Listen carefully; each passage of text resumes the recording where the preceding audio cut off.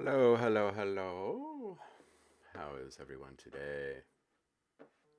Or is anyone even here?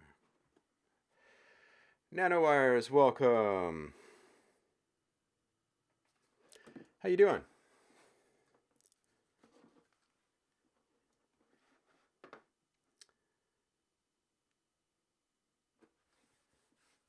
I am doing well. Just getting set up. It's the AM here. Where are you? Hey, Ben. It's been a little while. How the heck are you, man?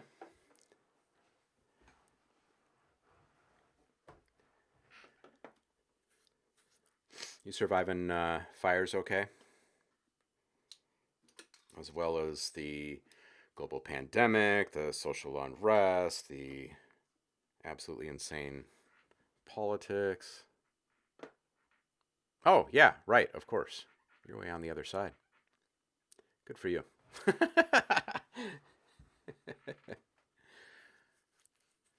So these are pretty freeform. Since we just booted up, you're the first one here. If you have any requests, uh, toss them in. I'm just gonna pull up a few things here.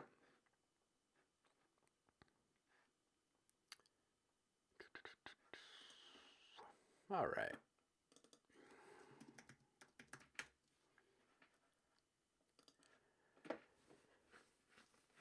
Yeah, man, life is crazy. I think that might be our new normal from here on out. Is just freaking what? Yeah, I think that might just be where we're at right now. Oh, good, awesome. Once once we hit affiliate in a week and we can allow subscribers, we're gonna unveil the Discord as well as some other awesome things and announce some new partnerships and really get the ball rolling. So should be fun. Should be fun. Um, what shall we make today? Absinthe was the last thing I loaded. It kind of makes me want to open it. Or I could maybe knock out a quick kit while I'm waiting for people. Let me see what the next one even sounds like.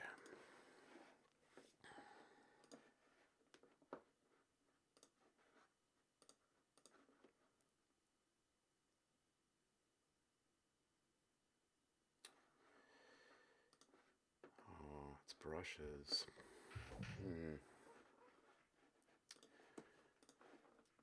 82, 82.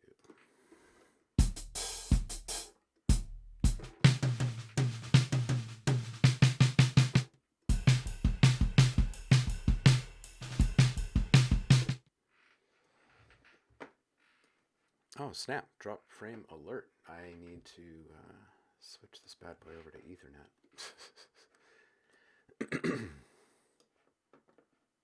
I will get to that. Maybe after first break.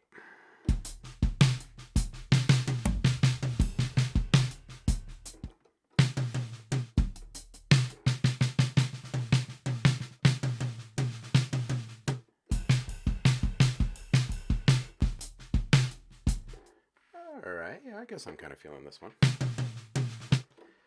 Alright, let's stick with the straight off. Make sure these are all set.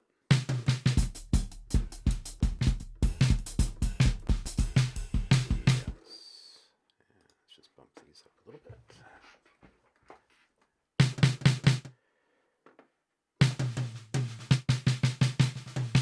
What you been up to these days, man?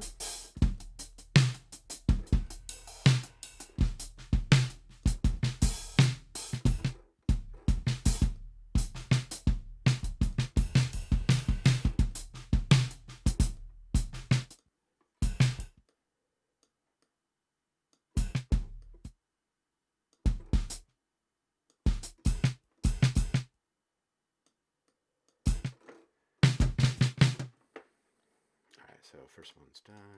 Let's do here.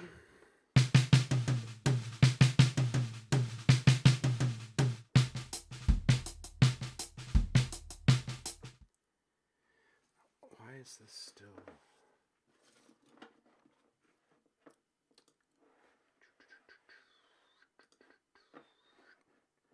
All right, let's do that again.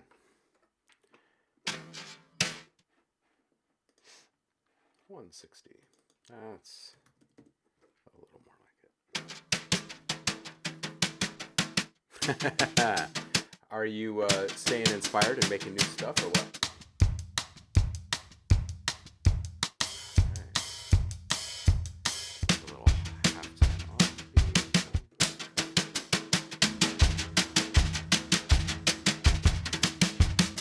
Okay, this will be a good one. Let's do this.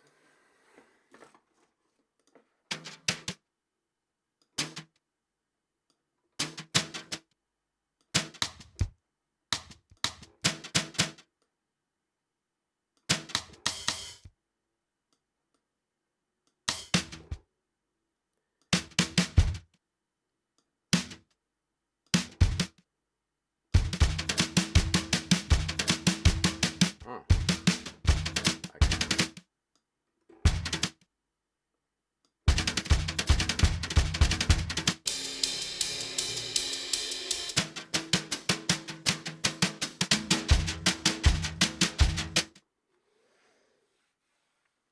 Still making tunes. Good, man.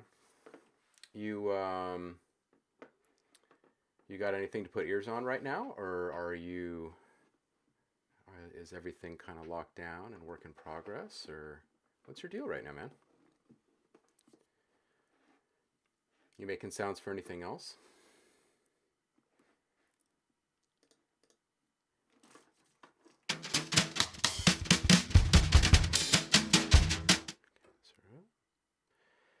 Yo, yo, yo, what up, Sad? How you doing, man?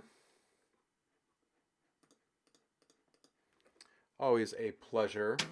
I'm just stretching out a little bit while we figure out what we want to do today. I need to figure out what I want to do today. You guys need to tell me what to do today. How about that? All good on your head, Sad?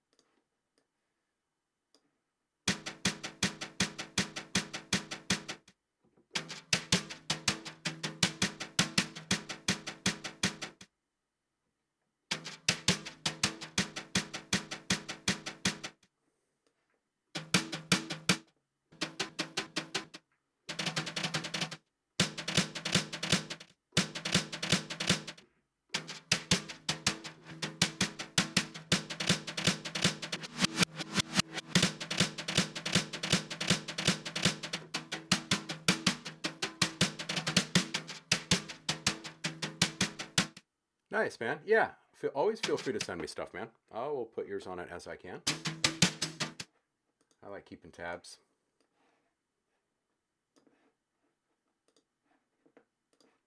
Your fam, so, you know, if you have stuff that you want, you know, once this channel's popping, if you want stuff played during breaks and whatnot, we can arrange something.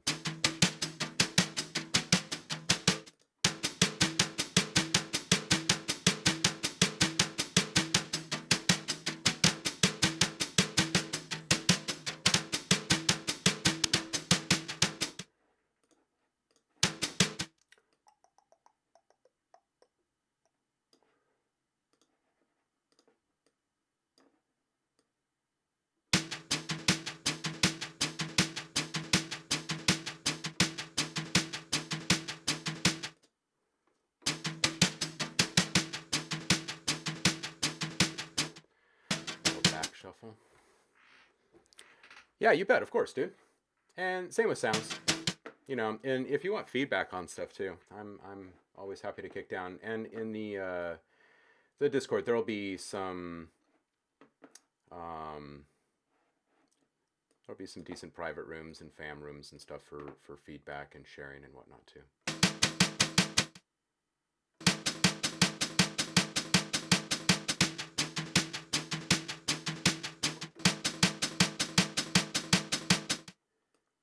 Off.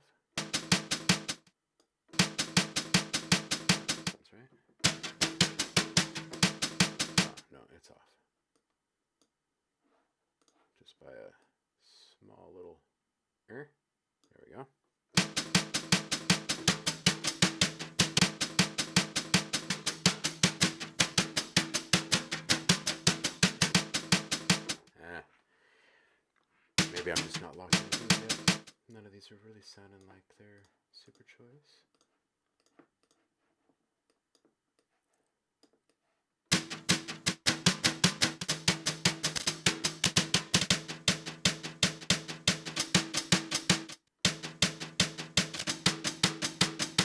I think I know maybe what I want to do here. 1, 2. 1, 2.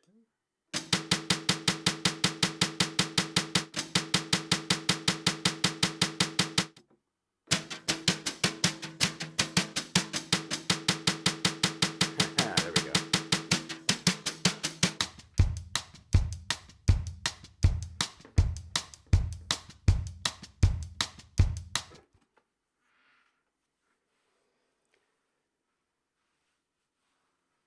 Yo, Nate, what's up?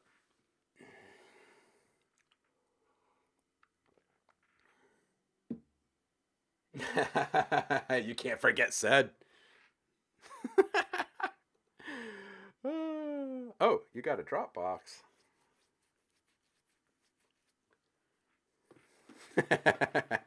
Maybe you just need to come over and play, Nate. We see each other's toys and we're just like, hey, I would play with that.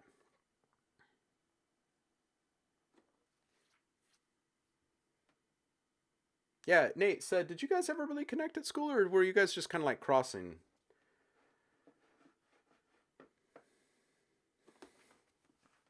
I thought... Oh. I thought there was some kind of crossover there, but maybe not.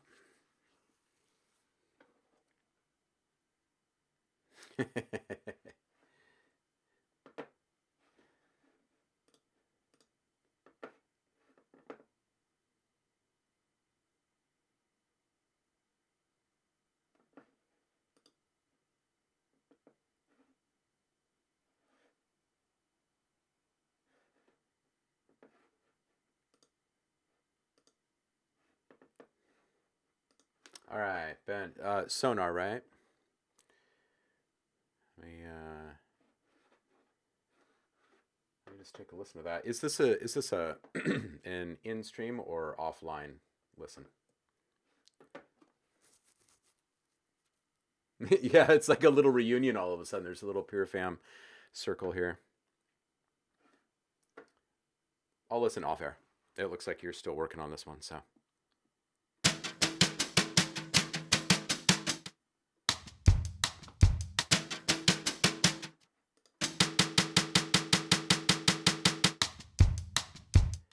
Audio's good, right? I see I've dropped some frames. I'm not really worried about it until I'll put an Ethernet on in a bit here. As long as audio's okay.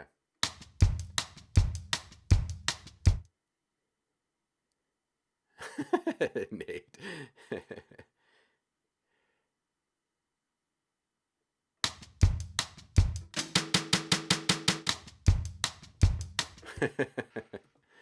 Oh, that's funny.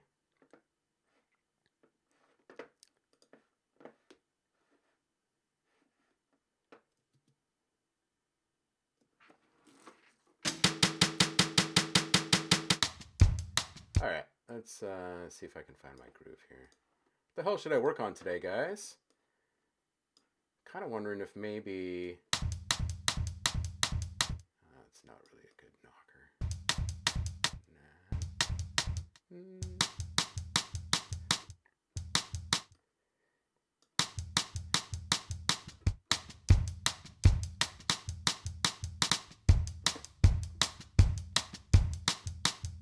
There we go.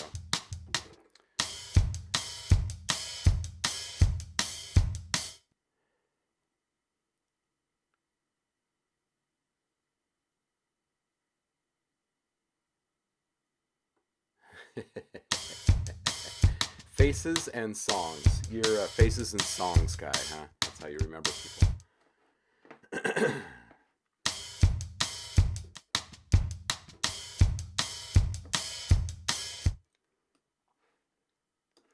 Maybe I should just open up Absinthe and see what happens.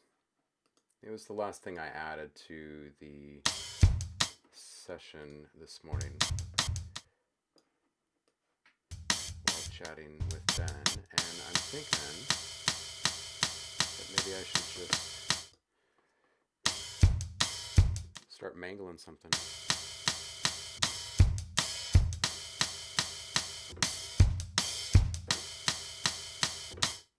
Yeah, because you know what, this kit's a little straight, so hip hop song called "Bring Dat." Think super hard.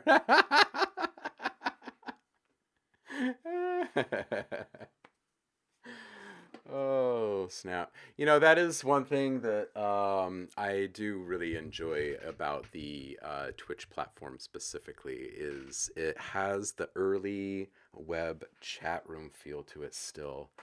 But everything is sped up because we all have much more decent connectivity and better computers. Um, and we kind of get what's going on, you know, where Web 1.0 we were still still like dipping our toes in the water. All right. Yeah, let's do something new. I normally don't even look at this kind of stuff that isn't released yet on in front of people anyway. So we will just save this for later. And let's see here. We played in Serum yesterday. It had been a while, and I never really got to the XY grid modulation, but we'll get back to that. Some good stuff. I'm probably will get back into that today.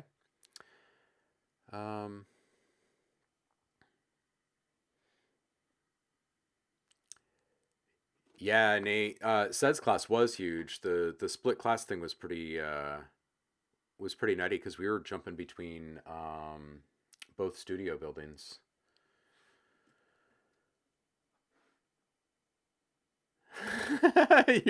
Oh man, I think you might be more worried about this, Nate, than Sed is.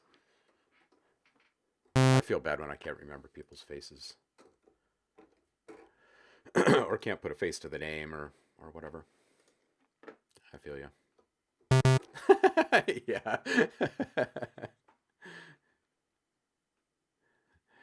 Yeah, I hear you, man.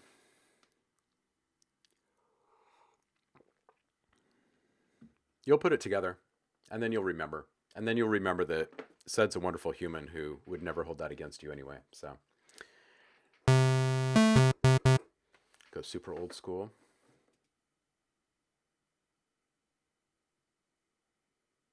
And then it'll all come back exactly in like a muddy landslide. Exactly, just memory after memory. You'll remember that homework you forgot to turn in. No, I'm just kidding.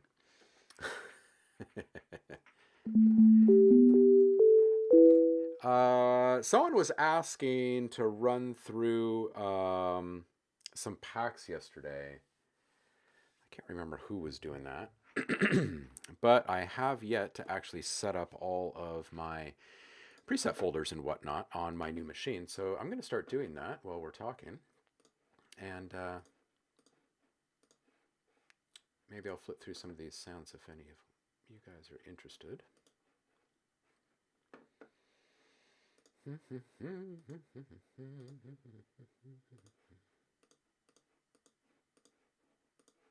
Boom.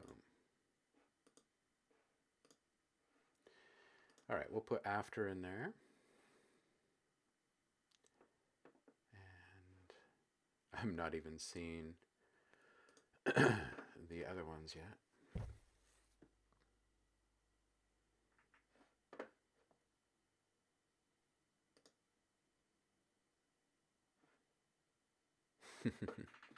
I'd actually kind of forgotten that Native Instruments stuff requires a bit of time to load even the factory pathways. I've been migrating from machine to machine for so many years. Did I set up any of these? I put a couple in there. I guess that's good for now. Kontakt, I think I routed most of them.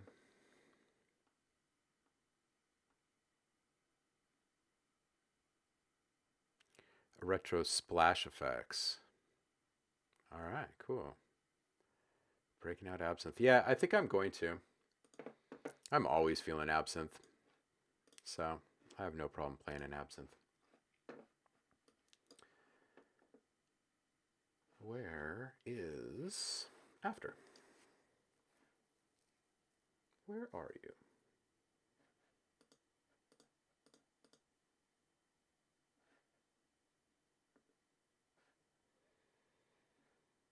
All right, let's try that one more time. Maybe I didn't hit add or something. No, I did.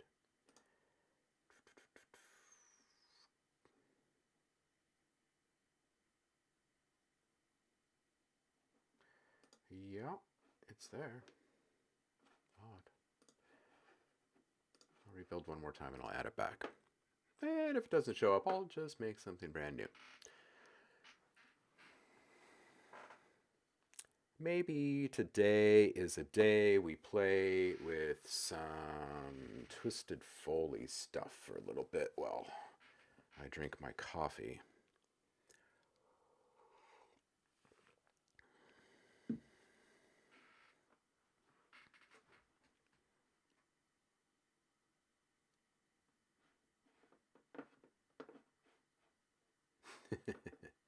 All right. So for some reason, oh, interesting that it's showing there but not there. That's weird. All right, here we go.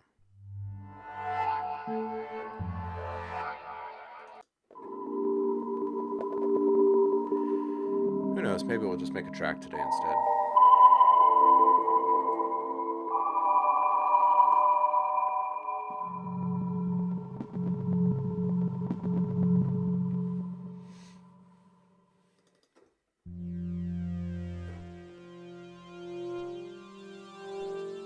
Sure, it's nice to have the speed and cleanliness of a clean install, though. Just everything moves so much smoother.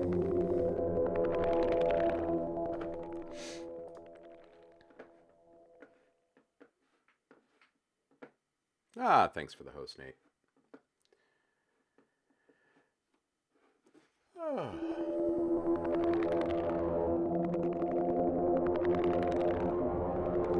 What do you think? Should we just rail on some weird Twisted Foley stuff for a minute and see what happens? Yeah, let's just do that.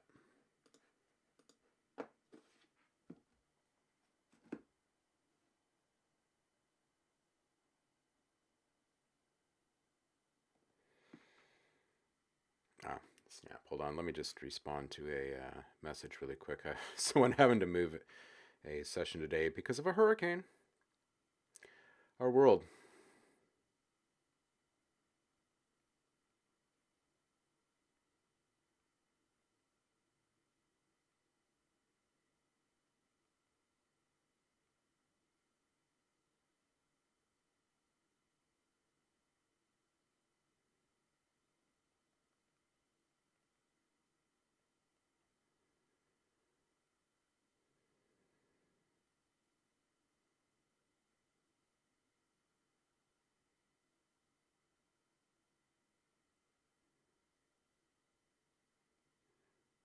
All right. Sorry, I hate texting when people are actually tuning in. But hey, what's going on here? Damien. All right, so back to back. Welcome, everybody. If anyone here is not already familiar with Here is Damien, it's a fantastic channel, and Damien Taylor's a beast. Just go check it out. It's worth every single minute that you spend there, and tell your friends too. Super great guy. Oh, and remember when I built the producer network a few years ago? Well, this man right here, Damien, is kind of doing the same thing right now on his brand new platform. Go check it out if you can. I'm not sure. Is this public yet, Damien? Or am I just speaking out my butt here? Anyway, I'm thinking there's probably going to be a fair bit of crossover between the channels because we're like-minded, and I think that the communities are similar, and you guys can't help yourselves. And I know that we're going to make all sorts of craziness. And these guys build kind of community-driven tracks over there, much like we build community-driven sounds over here. So I'm sure we'll be flowing stuff over there. Okay, so he's dropped a link in the chat. Thank you, Damien. So we'll send folks over. You'll see me pop up over there as well. But no, that is not the new network that is yet to be announced. That is a totally different network. So you guys hang tight. There's a lot of really awesome stuff brewing right now. And this will be hopefully quite a bit bigger than the last few that, that I've built up. So I think it'll be a good time for everyone. Yeah, all of a sudden we're just kind of busy, huh? See if I can catch up really quick. Jim Boy, Samarindo, Eric Yowman, Paul Artoya, Ayabubu, Guy, Ben, you're back. And of course, Damien. Welcome, everybody. Thanks for stopping by. We're not quite sure what we're building yet, but we were thinking about maybe opening up a little found sound or Foley or something and mangling it for a couple of minutes and seeing where we end up. I'm still drinking coffee, so, you know, West Coast. Y'all got requests or anything, you just holler.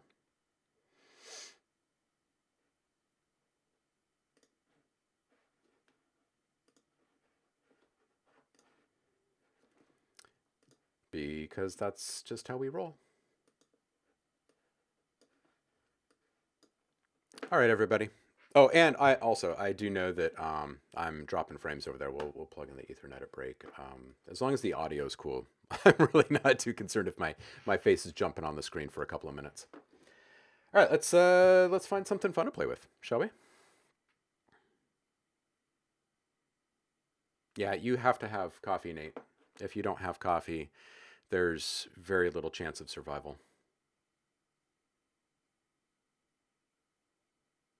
Thank you, Guy. Well, everybody that's sticking around for a while today, I'm keeping track. I have a list of you guys. You're all gonna get little somethings. You guys like goodies? I like goodies. Welcome, Introspect. I love how everybody says, ooh, absinthe when they see it. And so many people are just flipping intimidated by it. And I don't know, I've been playing with it for what, like 20 years or something, and I still just can't get enough of it. Yeah, you might get to know how to learn this. The reason why I still use it daily is because it lets you have so much control over everything. The envelope engine really drives this thing. So let's see what we can get into. Let's just do something funky, maybe some granular stuff.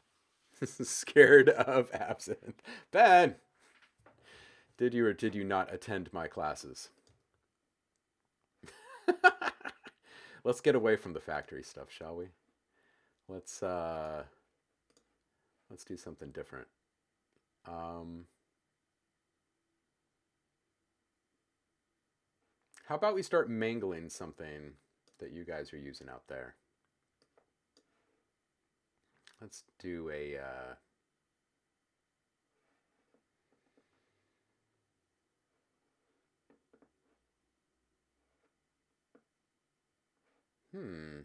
maybe I'm kind of feeling ambient glitch textures right now. Maybe we'll mix a little bit of Foley and some glitchy weirdness. Yeah, sorry about the frame drop check. The audio's fine, right? Yeah, I'm not too concerned about my face right now. I'll plug in the Ethernet in a bit. Okay, cool. Coffee and hippie sticks.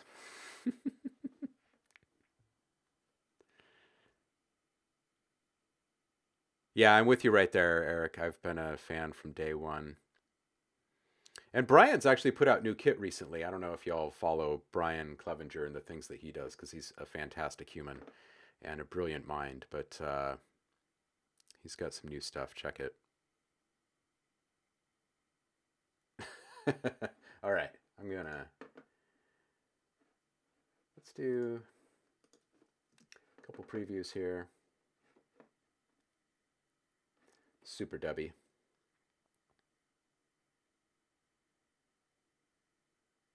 There might be something in this one. Sam, I'm from Portland.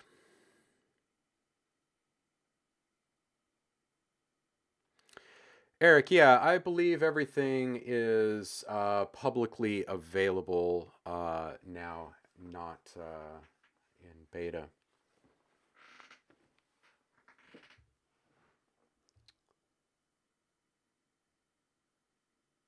Really? Audio is not coming through on. Ah, well, thank you. All right, let me try that preview again. Tell me if this works.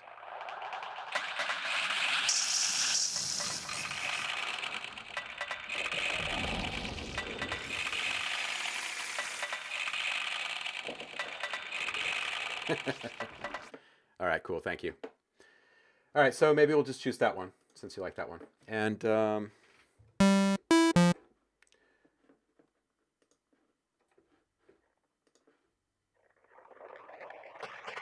see what we can get up with.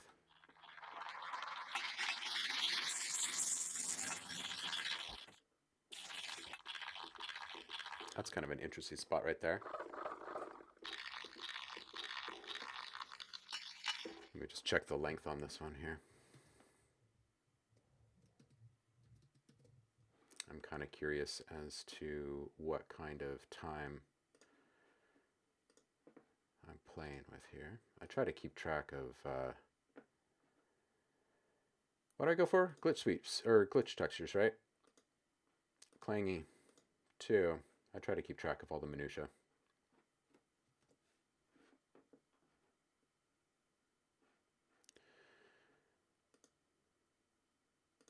All right, so we got a minute.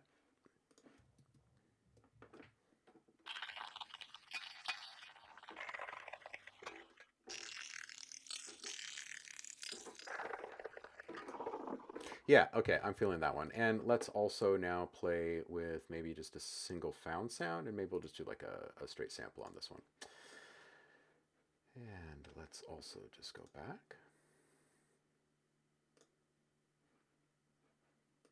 Let's go old school here. This one's a couple years old probably by now. Let's just find something nice texture, maybe not too sharp. The other one's kind of clangy. I don't know what I'm building yet. Oh, that one's interesting. I just can't help myself with this and stuff.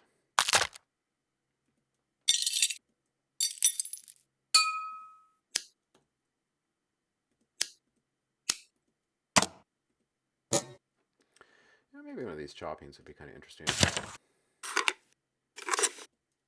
Anybody know what we're making yet? Hey, we might try this one. It's got a bit of the page turn and a bit of the chop. It's kind of a cool little thing. And we got 20 people in here right now. I think the threshold for affiliate is 50 followers, 7 days. I think we did 25 followers yesterday. I'll tell you what, if we hit the 50 mark today, just because it's hump day and I'm feeling it, everybody gets a sound pack. So tell your friends. We might already be there. I haven't looked.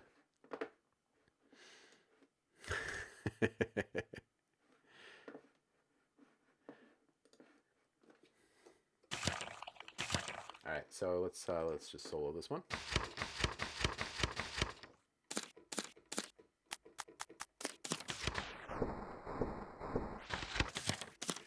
What are we making?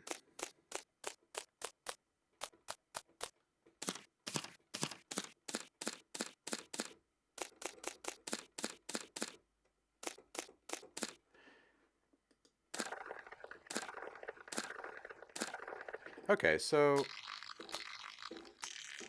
kind of thinking maybe we're making something, maybe video game today. Maybe we'll work on some video game sounds today. We have nothing to sync to, so we'll use our imagination for a bit and see what we come up with. It's oftentimes the best. All right, let's shorten this first one here so we don't start running into any troubles.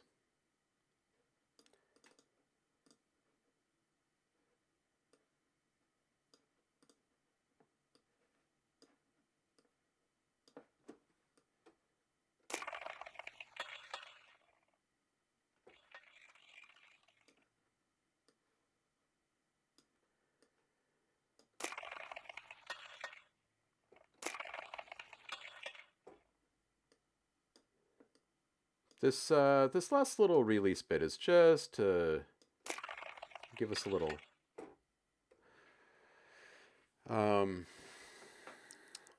just something to sync character movement to. I'm kind of imagining this stuff obviously because we have nothing to sync it to, but I'm envisioning something being moved, carried, which usually has like a set down action involved. I like to build that stuff in advance and then just use as necessary when I'm actually working on the sync. All right, so I like these really higher register ones.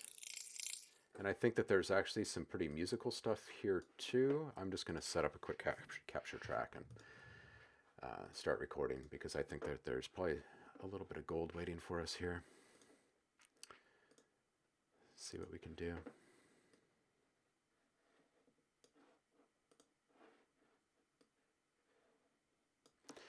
All right, so we've got that set.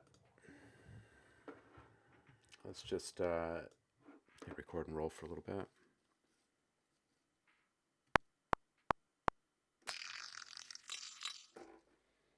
Hold on just a second. Apparently, I'm not armed. There we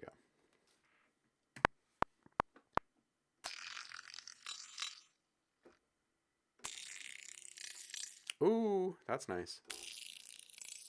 Ooh, such a ratchety kind of thing. Let me take it way down too. There's like some kind of I don't know, cage or cave, dungeony kind of darkness there. I want to jump up a couple too. Ooh, that's choice. That other one. Which one was that? That was two back. That's right over here. I'm gonna stop that right here. I'm just gonna make a mark so I don't forget where that extra nice one was. Let's just unpack these for just a second and see if we can make something nice.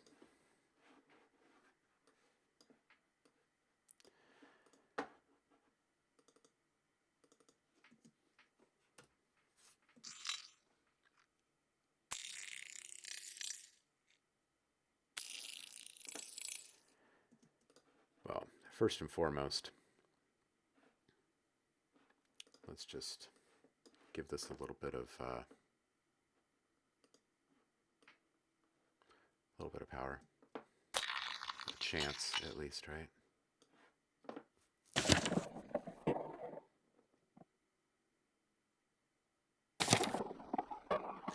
Yeah, it's these ratchety ones that I think might have legs. It's got a like somewhere between plastic toy and insectoid kind of thing happening somewhere in here, and there's like this watery thing happening down here. I really like that one. These first couple really sound like they're like from a physical product. And I'm thinking that these are probably decent enough to do something with here.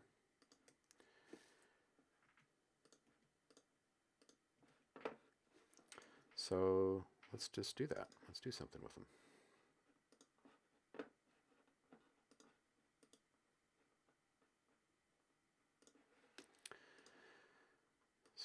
these and one of these. We'll process these two somewhat similarly.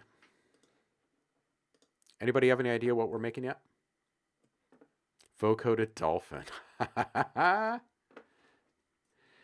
Which feature was it, by the way, Nate, that you like in Absinthe?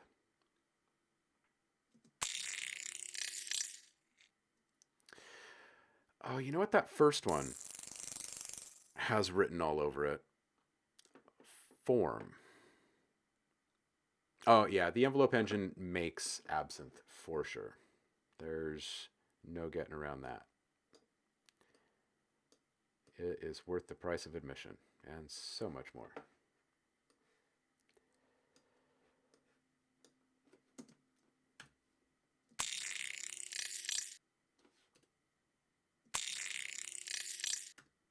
Huh.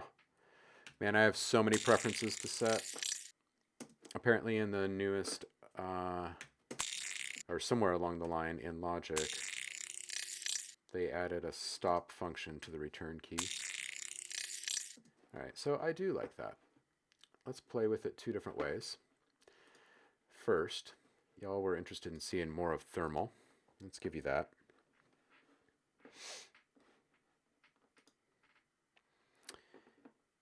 And I think we should probably also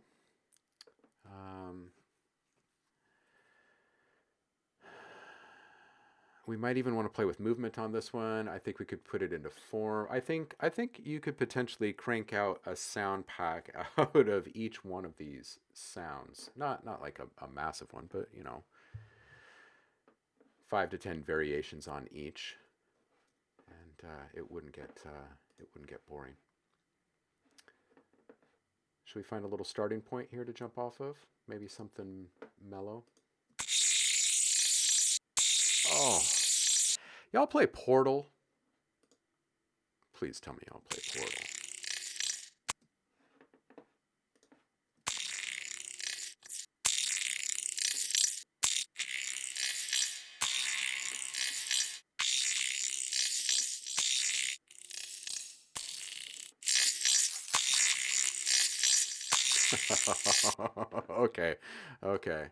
Okay.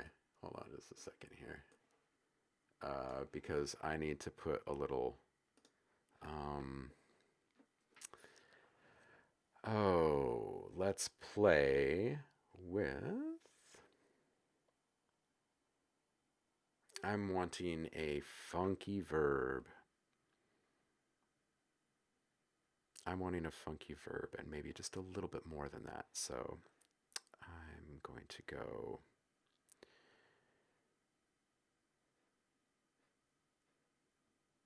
I guess I'll just go MIDI just in case I need it. Oh, what am I thinking? I really don't.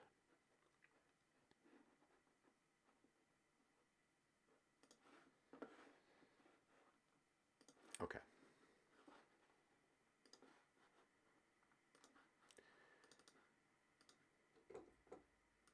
And let's do a high. And let's do reflector in here. And the reason why is just because I think there's probably a decent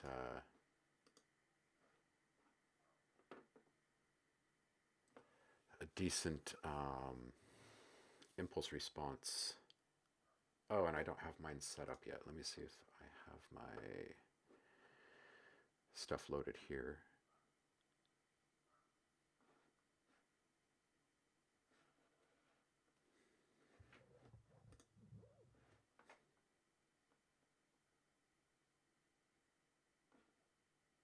Oh man, I cannot for the life of me remember if... Oh, maybe I do. Okay, I have one. That's good enough for right now. I need to remember to put all these different things together.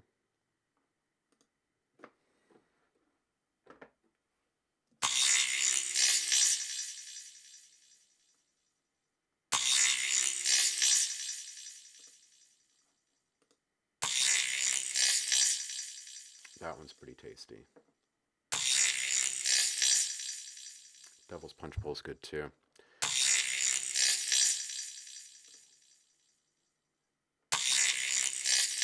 If y'all have never been there, Devil's Punch Bowl is a destination on the central Oregon coast, well, northern central Oregon coast. Just massive crashing waves on very hard rock. Really good place to capture some stuff. Yeah, man. Envelope engine is freely assignable to pretty much everything. LFO engine's pretty dope too for what it is, for how old it is. See you, Paul. Thanks for stopping by. Guy, does playing Halo count? Sure.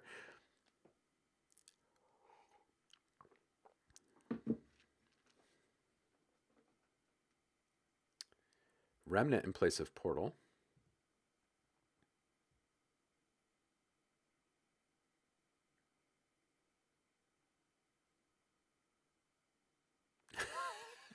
Guy. Oh man, we do allow our pets to do all sorts of things, and yeah, I'm the same. Where do I get my impulse responses from? I make most of them. This one that I've just currently plugged in is actually just one called the Echo Thief Library. I'll see if I can find a link to it. It's freely available. I can't remember who put it out. I want to say someone in the early on community when we were still building ADSR put it out. I'll look. I'll make a note of it and I'll look.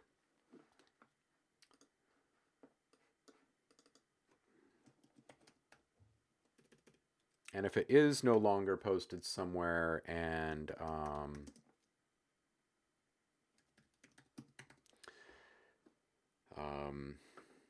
they're fine with sharing it, then I'll share it with you guys.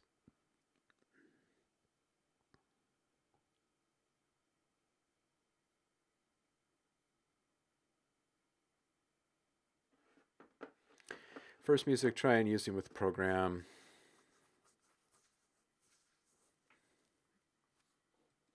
Oh, Cossack, we're not really doing feedback right now. But absolutely hang tight, hold on to that link, and circle back. And when we are doing feedback, we will be happy to include you. Right now, we're just playing.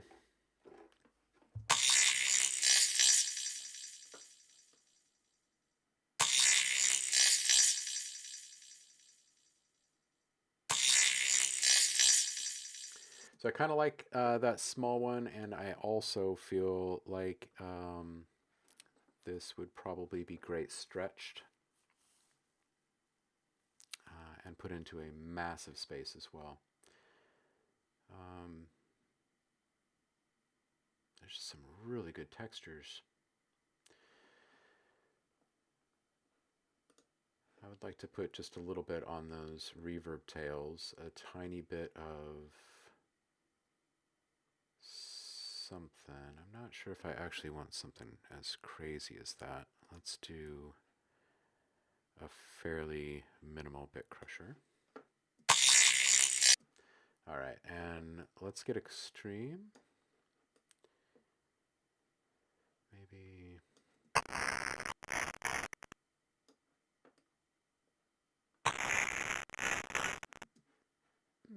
somewhere in there.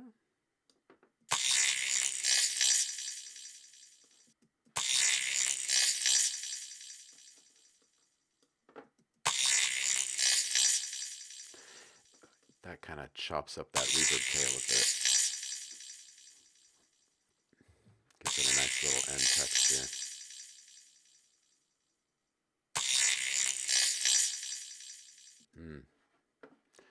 All right.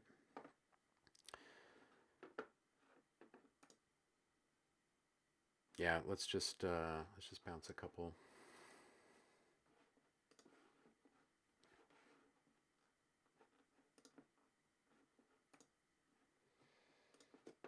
All the preferences. Restart all the preferences. I would like a spring, please. Spring. Spongy. Nah, too thick. Too metallic. I think I'm actually going to move away from guitar rig for a minute.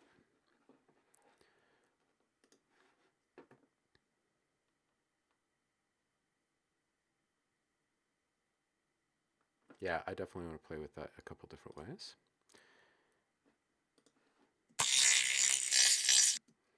So this one,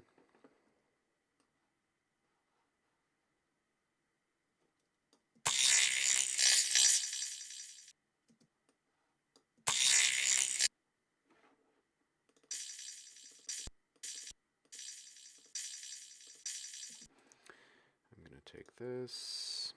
I know it's a really rough chop. Right down here. Reverse that. Bring these two back together. This over. Slide this over. These two together.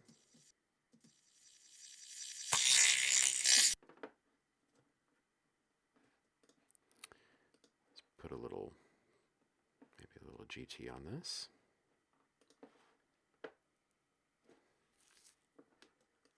Boom.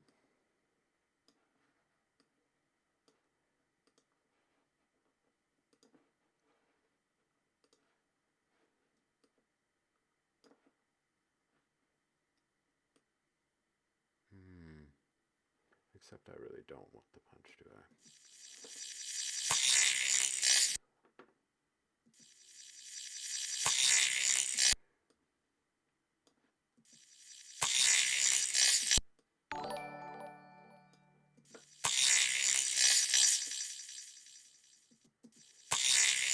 Thank you for the follow, Proxima.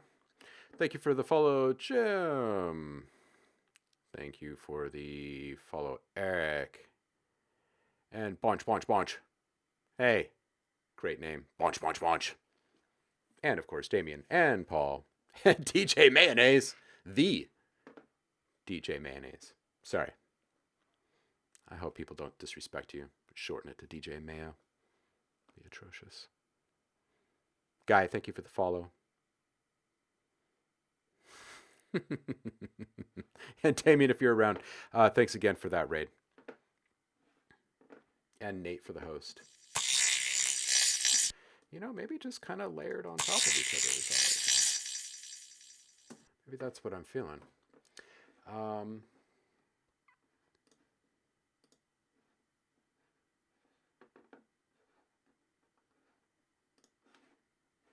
This is either got to have some tremolo or it's going to have a little glitch something. Let's see which one it is. Let's make this choppy. Let's make it quick.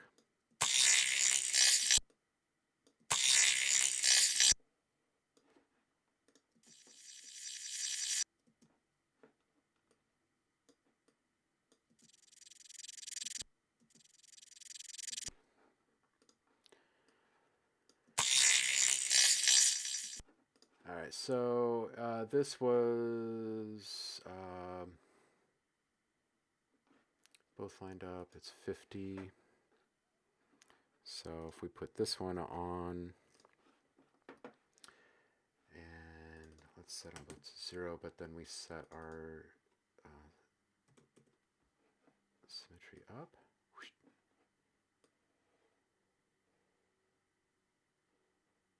No, we should leave this at 50 and just take this.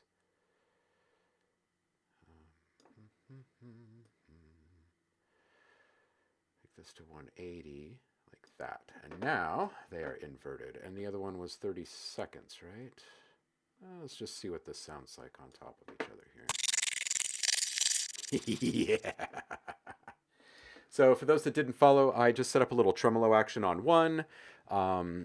Aligned the phase so it was chopping instead of auto panning, and then created an inverse copy, basically. I put a tremolo on the other track and offset it by 180 degrees. So now when one is playing, the other one is silent, and it's alternating back and forth between the two channels at a rate of 30-second notes. We're currently apparently operating at 160 in our track, so it moves by at a pretty quick clip, and it sounds like this.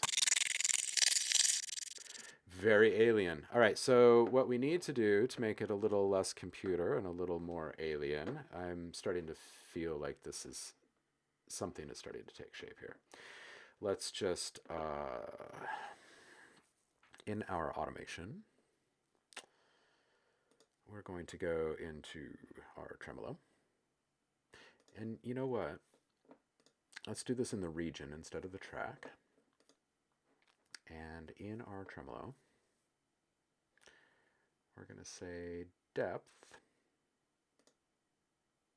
Right now it's at 100. And we're going to bring it in a fairly linear path. Like maybe 50. Let's do it.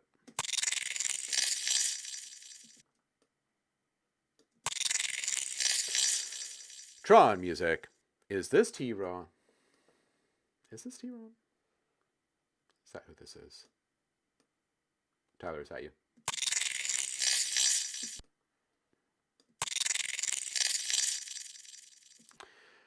Oh, interesting. Now, do I want the tremolo in the tail?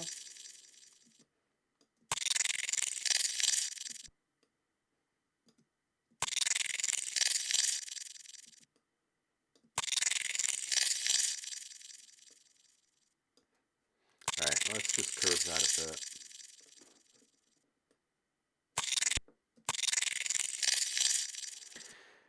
That might be a bit better. Let's drag this out.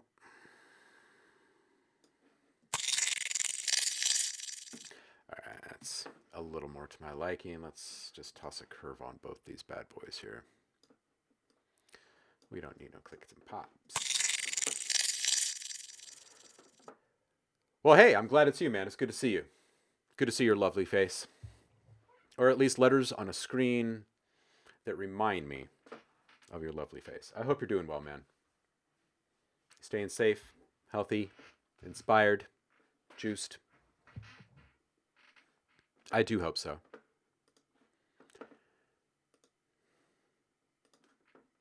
Well, shit. Oh, sorry. Maybe if I didn't have like 43 things open, I wouldn't drop so many frames on my lovely face. Maybe that'll make it a little bit better for you guys. I'll take a break in a bit, get more coffee, plug in Ethernet. It'll be okay. Let's get back to this sound. You know I don't like spending much time on a sound, so I'm thinking I might bounce this soon and do something weird with it.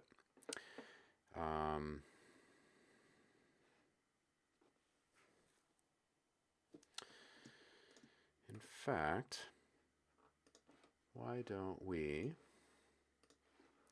just put on this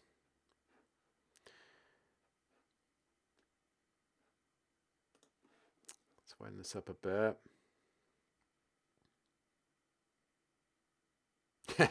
Yeah, it should give you ideas, man. Tremolo is dope, and it should be used on everything.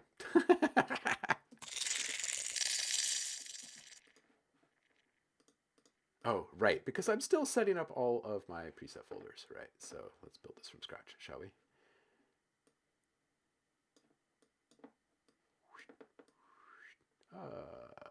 About somewhere in there.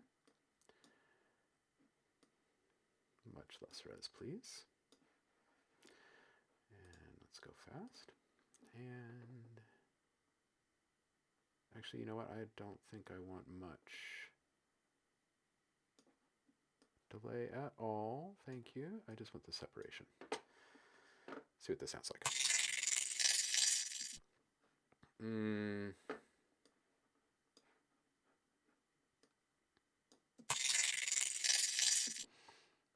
I don't like that.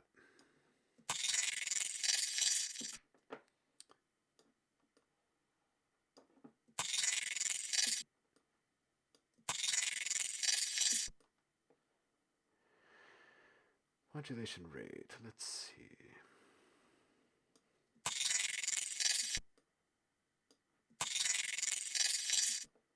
Three or six.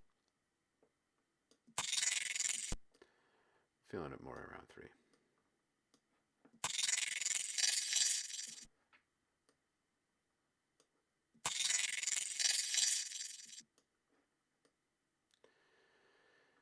What did I say? 3?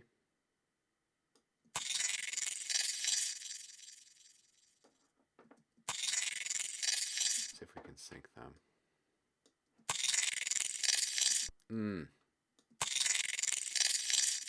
And there we go. Yep. VOD. You can check them out. And clips are enabled too. So you guys can feel free to chop out little clips.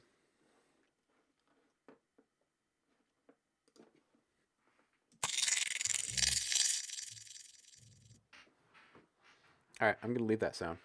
I don't work on sounds very long. I feel like it's just too easy to lose perspective. Let's check out this other one. Jumping back.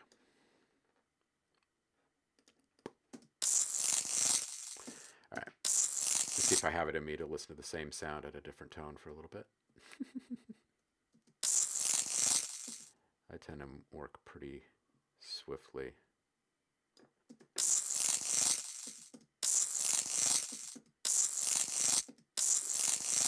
All right. What am I hearing in this one? You know, I think if we are going to use thermal on this one, it's going to be something without delay.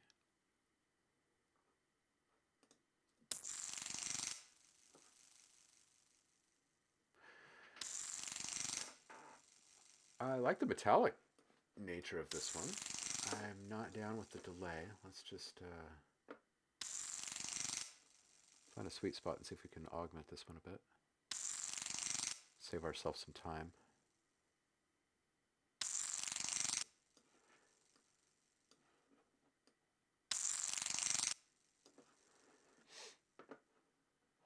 Let's check the stuff here.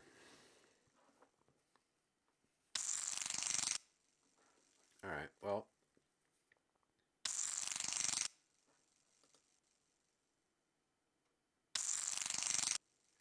yeah, I think this is doable. Let's just set up a couple more bands here and yeah, almost insect. That's what I was saying too. There's some kind of insectoid nature to these last 3 that we bounced out from that original couple of minutes inside of Absinthe. We'll play with these too.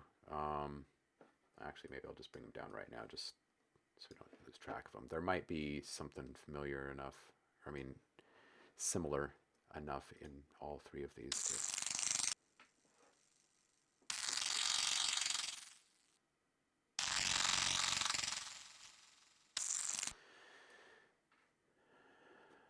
I don't know, they sound a little bit different. We'll think about that. All right, let's just set up a couple of bands here.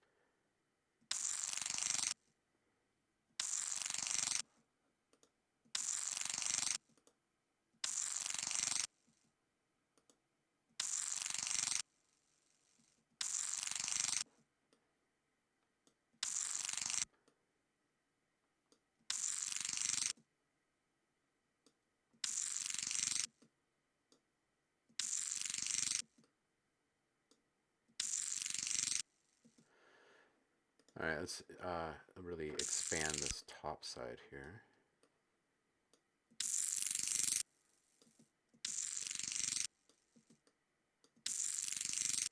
Yeah, let's widen this up a bit.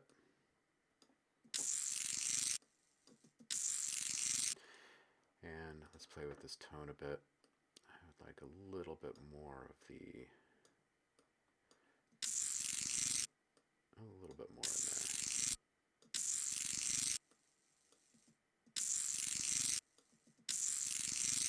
That's kind of nice in there. And this one.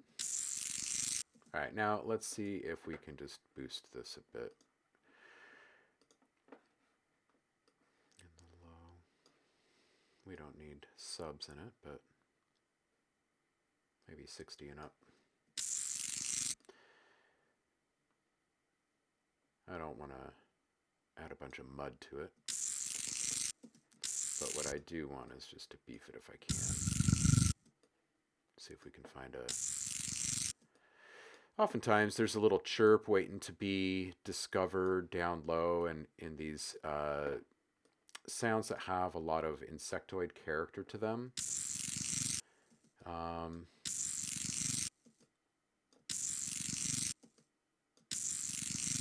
So I'm going to try and harvest a little bit of that. I do not want any width on this. I just want a little bit of high added to the low.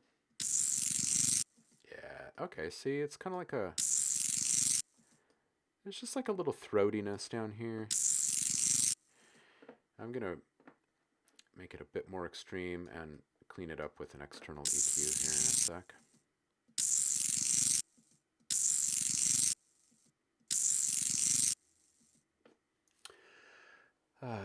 Almost in sec. Saffron Works, welcome. What's up, Nick? yeah, it would be a good perk too.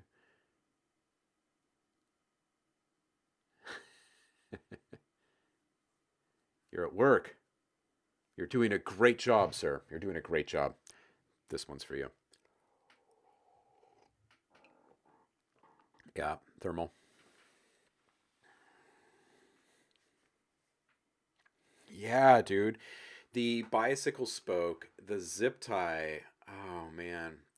I was just telling my kid about putting baseball cards and basketball cards and football cards into the spokes when I was younger on my bike.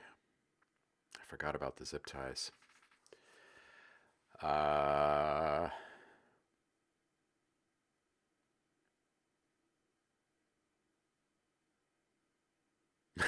1:30. You know, someone in the stream chat yesterday was cluing us into the fact that over on Splice right now, it's 10 a month, I believe. Yeah, I hear you, man. I'm a dad too. I hear you. I count myself very lucky to work with all these guys and just get all these things kicked out and whatnot. Stick around though, Jim, because product reviews are coming back and interviews with artists and developers and whatnot are coming back. So you'll get a better kind of inside look on some tools and sound kits and stuff moving forward. If you tune into the channel regularly, maybe it'll help you avoid some buys that aren't so great and help you find the stuff that's super choice. And usually, you know, if I can get folks in and get reviews and stuff live, we can oftentimes find some kind of like a discount deal or something for the community. Anyway, I try to work it for my people. Let's get back to the sound.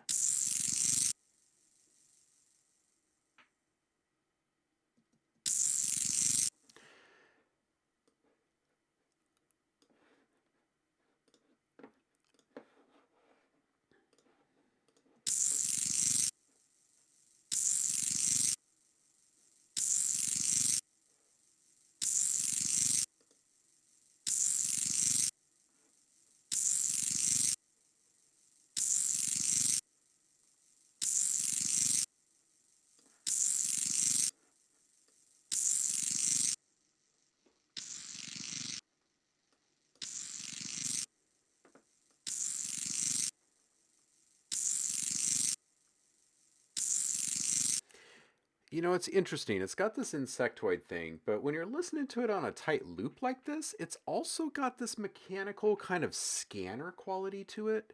If we were to take this in a totally different direction for just a moment, we can come back. Um, I'm kind of interested to know.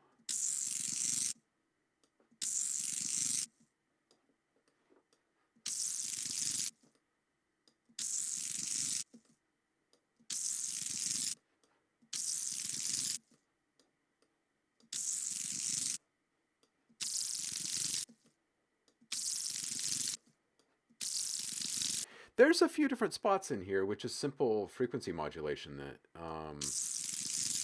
we could easily turn this into a fairly decent scanner. Let's turn back on Guitar Rig for just a moment. Let's grab a. There's a clever little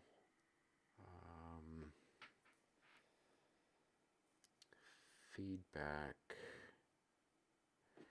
patch in here.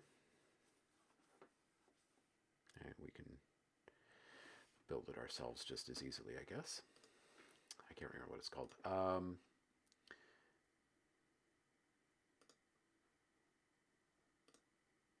We're going to do it with the Resicord. And we're going to set this to be, maybe we'll try with the string first and see if we can get the kind of resonant thing going.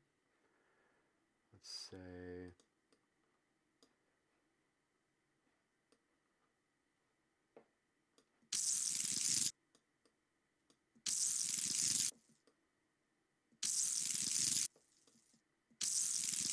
no, really not feeling that at all. Let's, oh, God, like this doesn't have any effect. Let's turn it on and see if it does. All right, so let's take our course off for just a second. Let's do a little bit more spread and bring this up just a little bit more. All right, see, that's pretty close.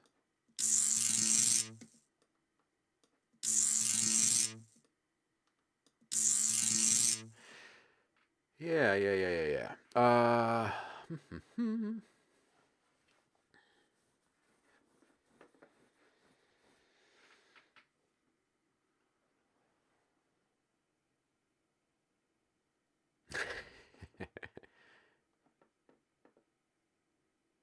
Live, sweet, push to some decent soft synths. That's all you need, Jim.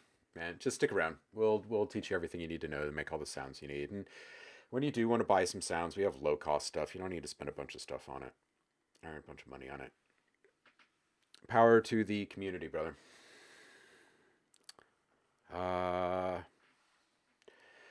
Yeah, and I agree with Nick here. Saffron works the Max for Live, and same with Reaktor. You know, if you're a Native Instruments guy, then you have endless universe of toys from the Reaktor library, built by users around the world, and Max for Live, same kind of thing. There's brilliant people doing brilliant things every single day, and if you're not building the tools yourself or the sounds yourself, there's plenty of tools out there to help you get those things for little or no money. So dads can play too.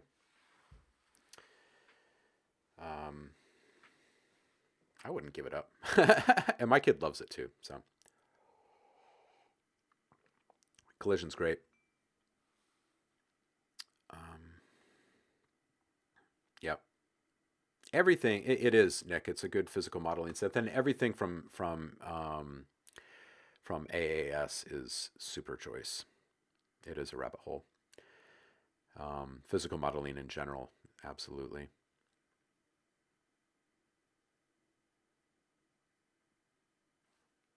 Yep. All right. Electricity. Yeah, that's exactly what I'm going for, Jim. Is I was playing with this when I put on that chorus. It dawned on me that hey, you know, if we ran this through resonator or resicord or something like that, it'd be really nice. So let's see. Yeah, I mean, it needs now. So what I would probably do is bounce this and bring this back into Absinthe. I do that quite a bit. Make something in Absinthe, play with it, bring it back into Absinthe. I'm thinking that that might be what we might want to do on this one. We could also bring it into a tool like Serum, create a nice little wavetable out of it. And if you scan it in just the right way, you could play with it for probably days. Let's see. How do we want to do it? Let's bounce. And let me just see what my preferences are really quick on all this. I haven't set up anything since doing my cleaning install. I spent a couple days. It was basically sleepless. Just pulling all-nighters and getting myself set back up. And I have not set all of my presets and preferences yet. All right, so what am I doing here? I want to see what my audio settings are for bouncing in place.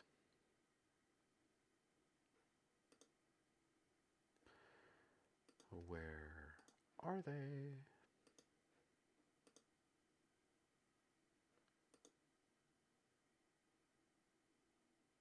All right, well, that's a little bit weird.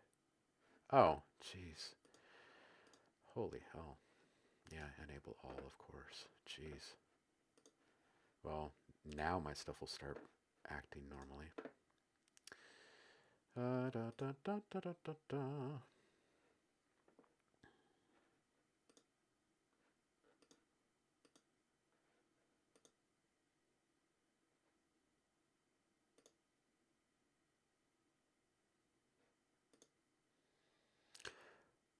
Well, apparently... Oh, there we go.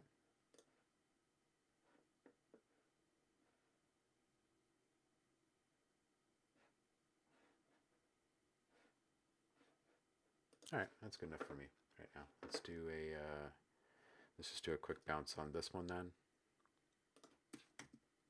Oops. And that should then be good enough to bring back in to Absinthe.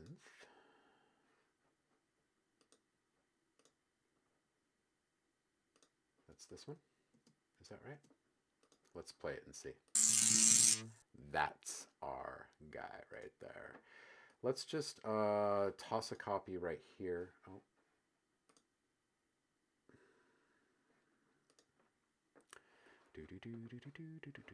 Oh, I haven't even saved this. Started talking with Ben this morning and never circled back to finish setting up my stuff.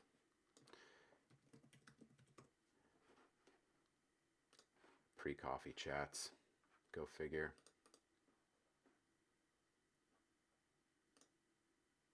Boom. There it is. Okay. I'm just going to set a copy of this right here. I'm going to use it inside of Absinthe really quick. Oh, that's fine. I don't really care. That's recording files are deleted automatically. Yeah. Okay, so I'm not too worried about it. I think we'll be okay. Let's bring this back in here. Let's just do a new sound. That way you don't lose what we were working on before. So let's do a simple sample on this. And let's go to our desktop. And there is our sound. Let's see what it sounds like in here.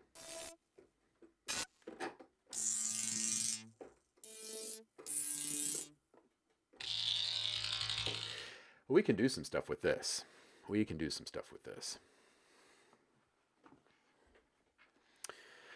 I figured out how to make those little Starbucks iced coffee drinks.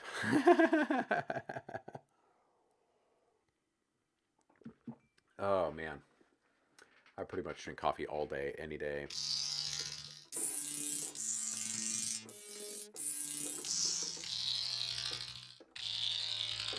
I do kind of like the original though. I might just move this away from trans and keep it somewhere. Let's do.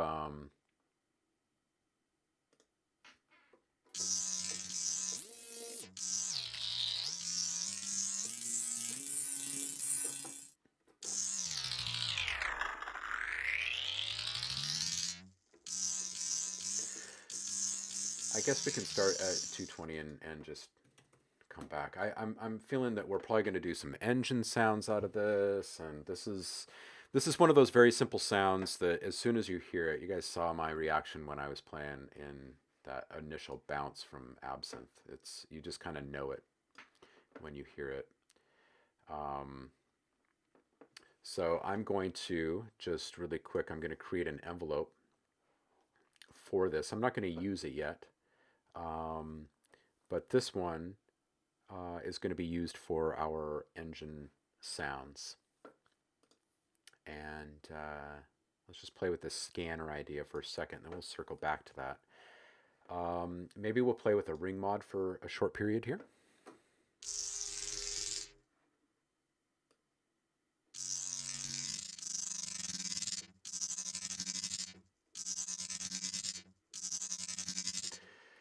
All right, this is sounding decent. Let me turn up the volume here for you.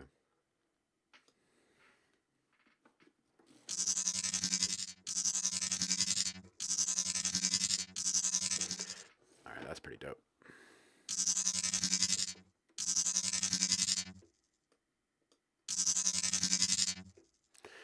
I should check my frames. I'm getting low on coffee, and I told you guys I was going to switch to Ethernet and stop dropping my face. A couple more sips, and then we'll do it. All right, so I know that we already went tremolo on the other one. This isn't necessarily tremolo. It's a ring mod doing it, but this sound, there's something about it that sounds good with that little transformer vibe with the choppy. So, just like last time, I'm just going to create a little capture track here really quick.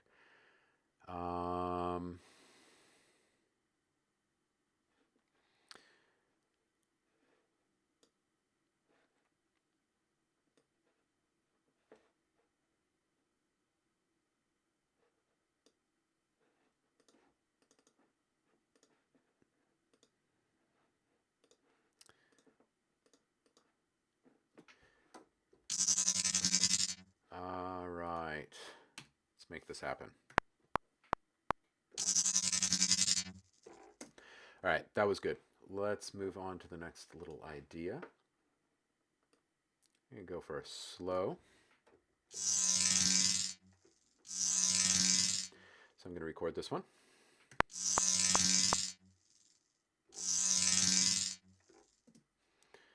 Yeah.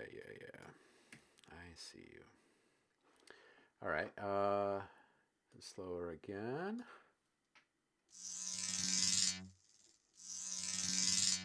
Yeah, I like the way that one finishes. We'll do that one. All right, and let's go a little bit beyond all of that.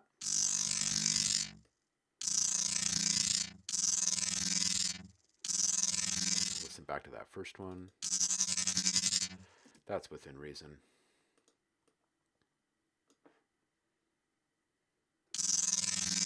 That's decent. We'll do that one.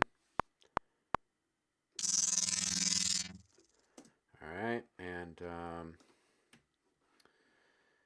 maybe one more ring mod and we'll move away from that.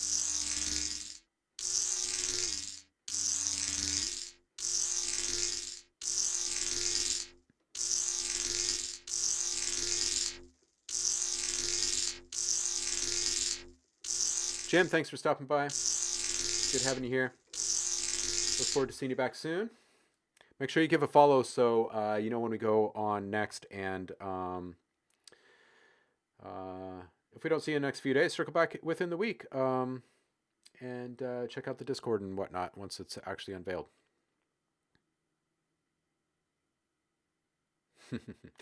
Ambient soundtracks. You like those, huh? Nice. All right, let's do this one.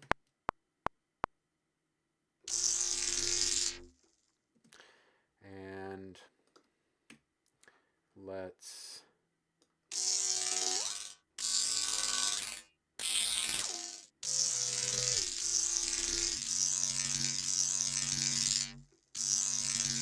I think we'll call it quits on the ring mod after this one.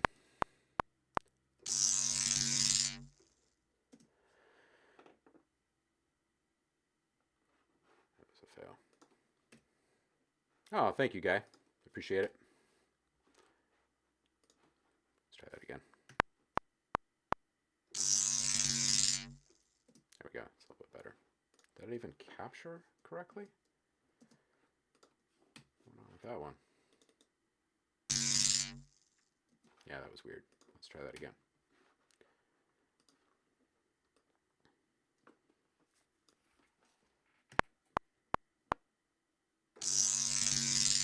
There we go. There's a complete sound. I think we might have chopped a couple of those, but we'll deal with it. Let's switch to a frequency shifter on this one.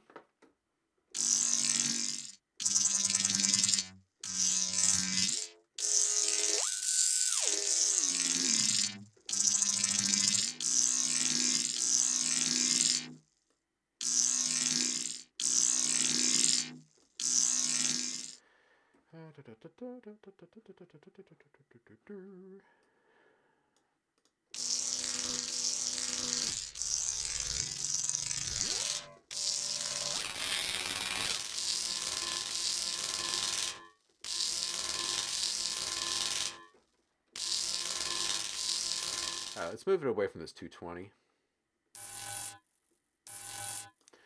That's interesting. That might be decent if it's flexed and stretched or something. Let's capture this one.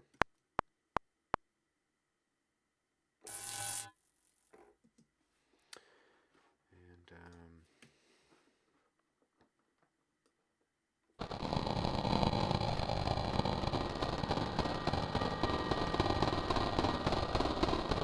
oh, it's weird how steppy that gets.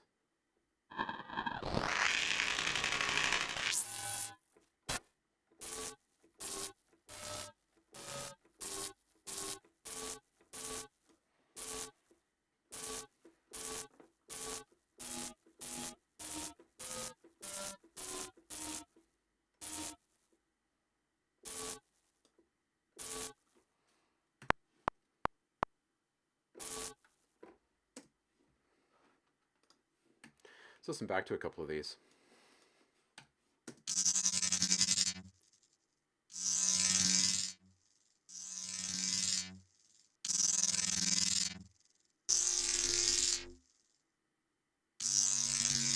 Yeah, there's a welding kind of feel to that one, isn't there? Yeah. You can do anything with absinthe. You really can. And it's just so much easier than fighting with other programs.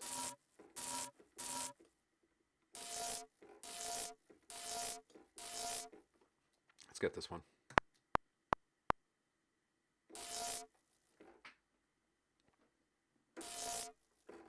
There it is. I don't know why we're not capturing cleanly on some of those.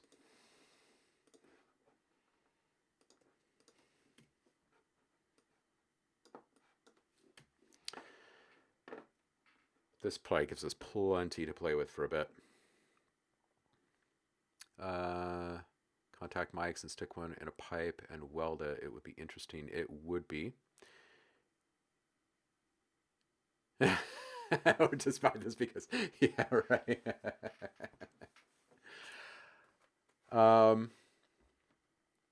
Absinthe is freaking great. If you don't already have it, the time to buy anything from Native Instruments is during their half off sale each year.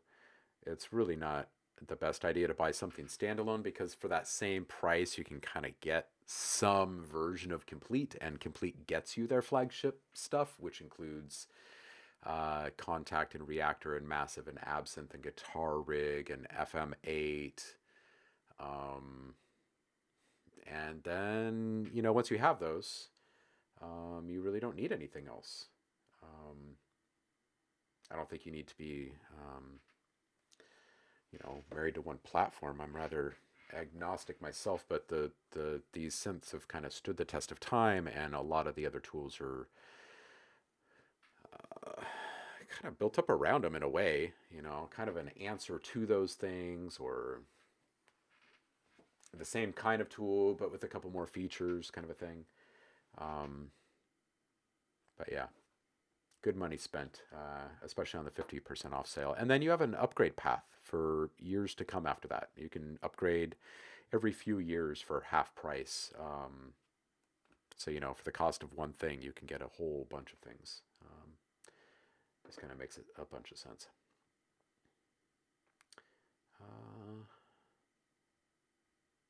Let's just turn this off. Let's go back down. Actually, let's bring this way up. Let's see what this sounds like. All right, let's go back to our envelope. Remember, I created an envelope a while ago. Let's come in here and play with this envelope. Yeah.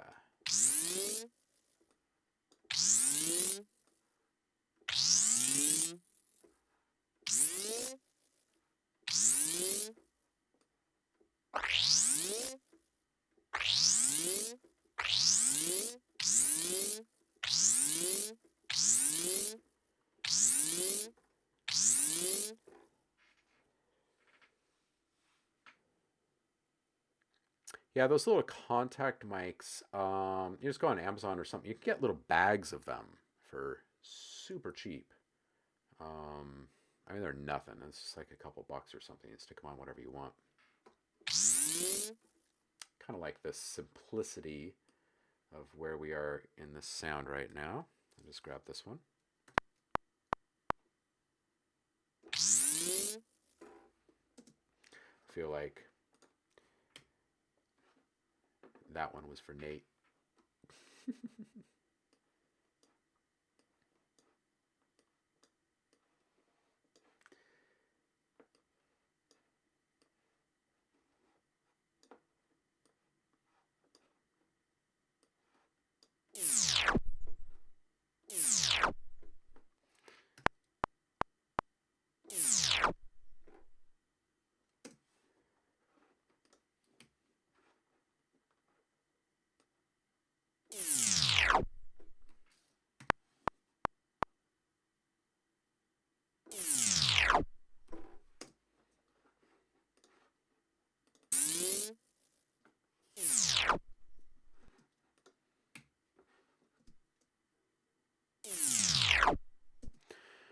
All right.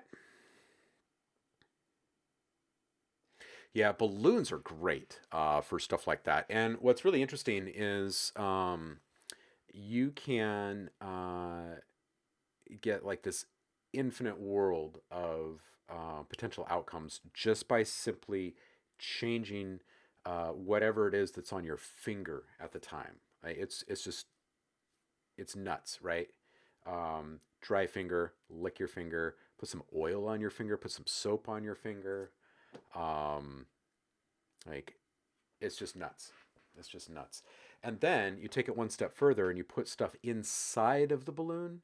Yeah, balloons are fun because you can get different gauges of balloons and sizes of balloons and whatnot. You can put stuff inside of them, tie them off, have a contact mic on the outside, and shake those things. Or it's just nuts. I've tethered them to fans and just captured really cool drone sounds with weird movement and textures and stuff because the balloon is bumping into the fan and it's blowing all over the place, and you stretch that stuff out and drench it in verb or whatever, and you get these insane like dimensional atmospheres and stuff. Just good stuff. It's just good stuff. Yeah, put it through a modular synth. Do whatever the heck you want with it at that point. Absolutely. I would imagine that it's probably pretty awesome. You know what else it would be great in is you take captures from those and you bring them into something inside of Reactor, like metaphysical function, um, and start playing around with a kit like that, with sounds like that, and you'd just be in a different world. Queen, welcome. Or have you been lurking for a while? Welcome, by the way. Thanks for participating. Yeah, we've got lots of ideas floating in here all the time, right? Some say it's a problem. I think it's more of a lifestyle, personally.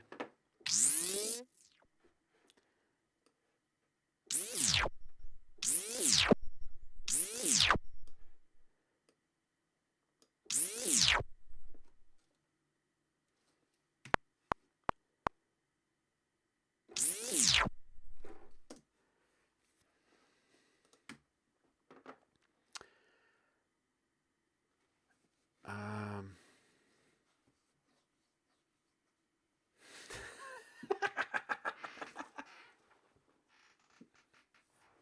yeah, we can't expect our partners and friends and family to understand.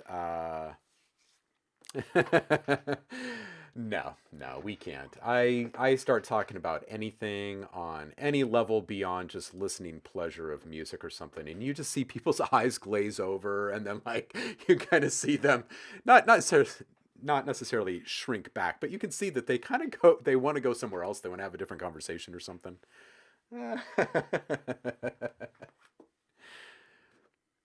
Oh, you guys, I'm pretty close to this last sip. I might pause for just a couple of minutes, grab another cup of Joe, plug in the Ethernet so I don't keep dropping my face for you guys. Is audio still good? You just joined, Queen? Awesome. We actually just had our first stream yesterday. This is number two. We're bringing OhmLab TV back, and it's new and improved and all sorts of wonderful things. We'll make an official announcement in about a week after we get the affiliate status and people are able to subscribe.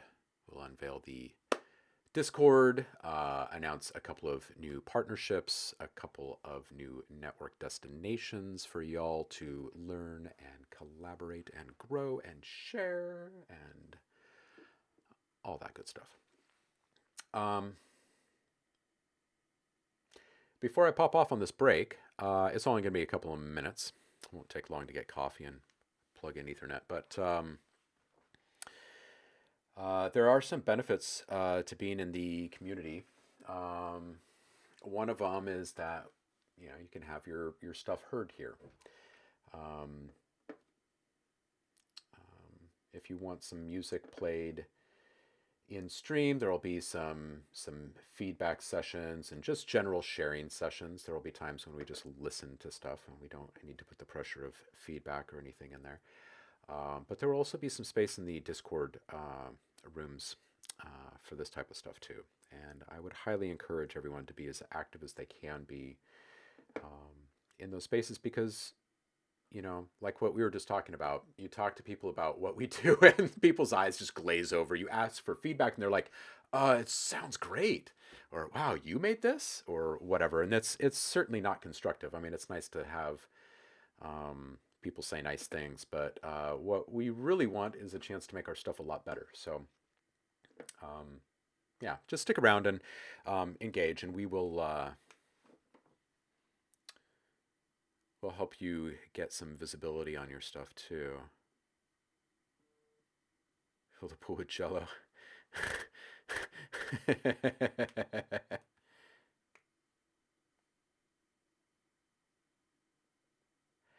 Oh yeah, it's just two different worlds.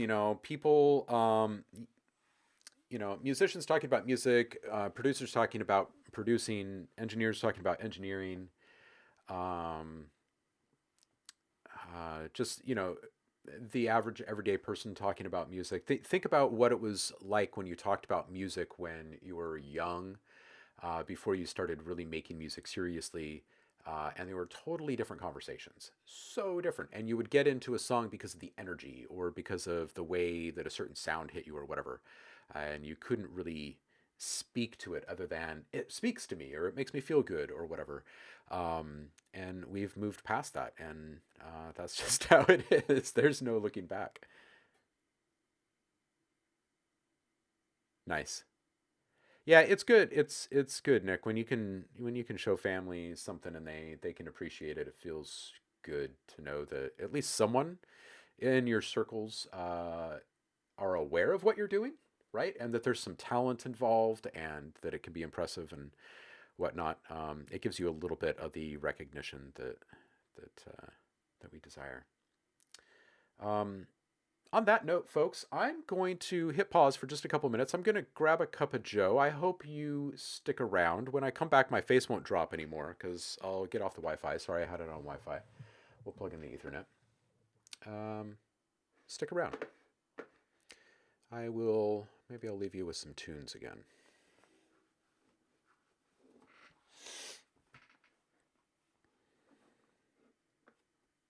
Or maybe I'll just play Avery again. I should mention this out loud. The music that you heard during the stream starting soon segment is from a musician named The Ground Above, aka Avery Berman. Um, Wonderful, wonderful human, former student, business partner, brother. Assuming that you're here because you love both music and games, check him out because he does some fantastic game music. And with that said, maybe I'll just hit play on one of his. And I'll be back in a couple of minutes. I hope that most of you stick around. And if you don't, I'll catch you on the flip. And thank you very much for being here. And I'll be right back.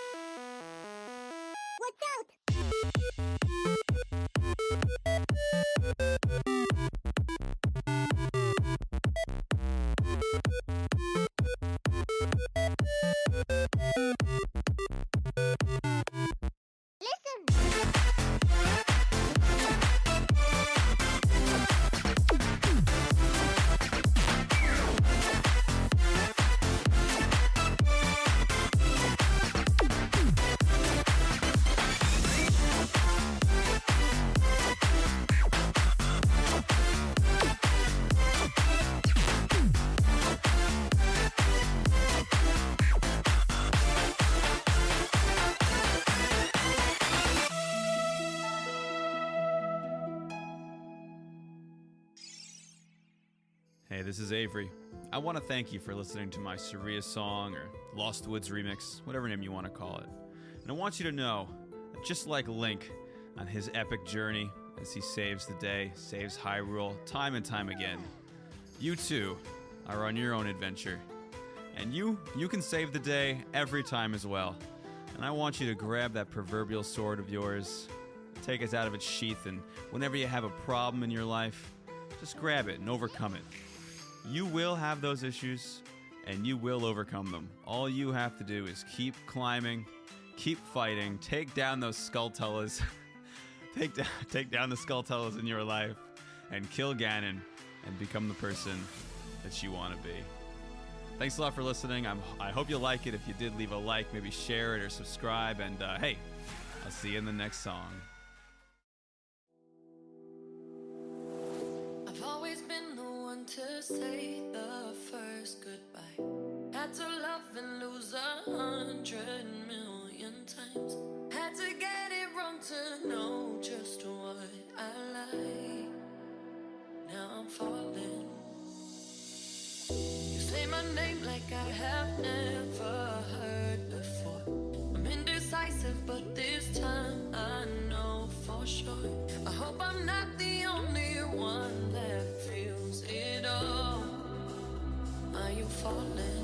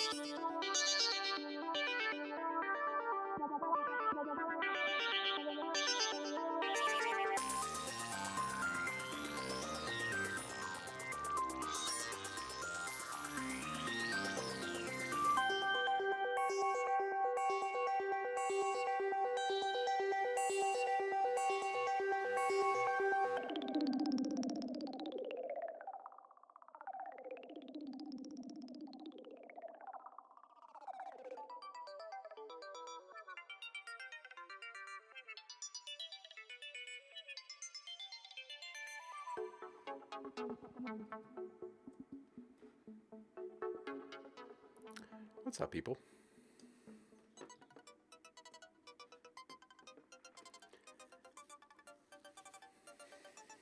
Oh, good to see you guys were chatting while I was away.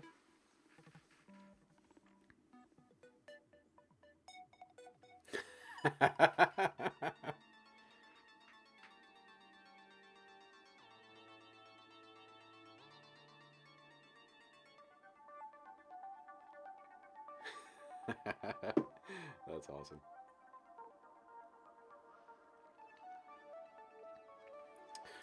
Oh, that's great.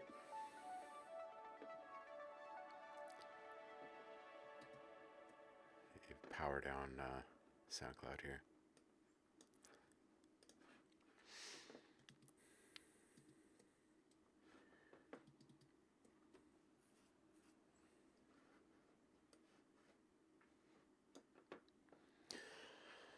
All right, where were we in all of this?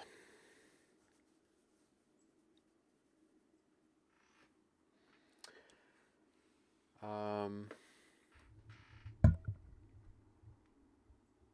oh, by the way, I'll set up the Ethernet here in a bit. It turns out I actually have to hang a couple brackets in the hallway to keep it out of kiddo's hands. I'll get that set up here in a bit. All right, what were we working on? Yes, that's right. Um,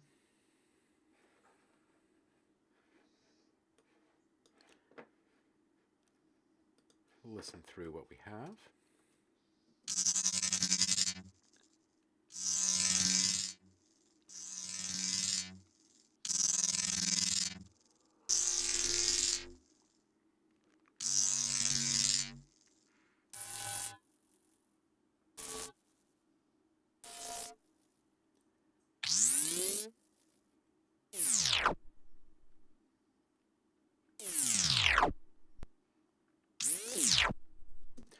Well,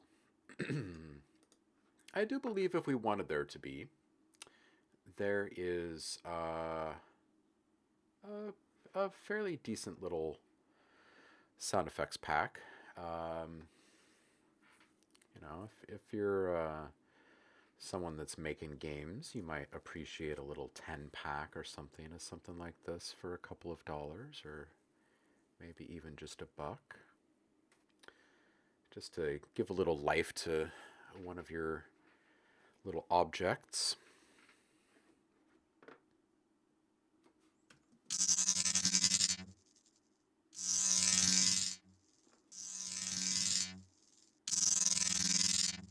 Some of these would actually sound fairly decent blown up too.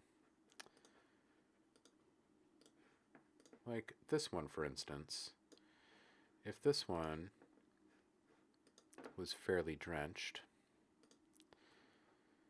let's just do space. And let's do something big.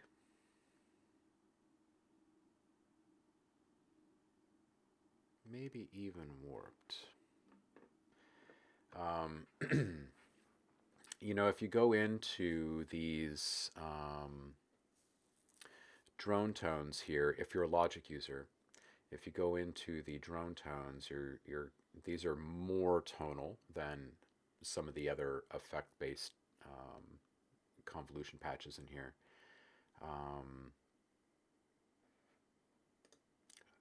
But when you're dealing with a resonant sound, like a scanner or some kind of like orbital force or something like that, like these things, they've got an electric charge. There's a tonal character to them, similar to how we really enhanced that and brought it out through the reso chord stuff. We can do the same kind of thing with specific types of reverbs with the tonal quality. So let's just see if maybe this one matches.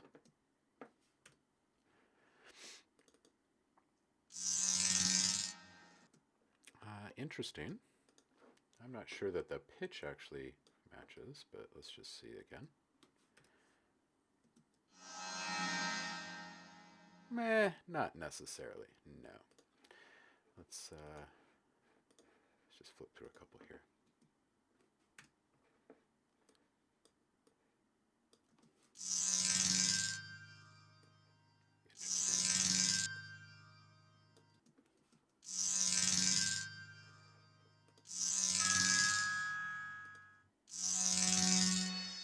There's one. So you kind of know it when you find it, and you don't necessarily have to work with with presets, but when you find one that works, use it and then make it your own.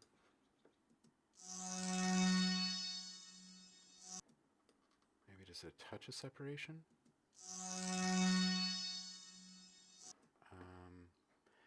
I'd rather not spread out the low quite as much here.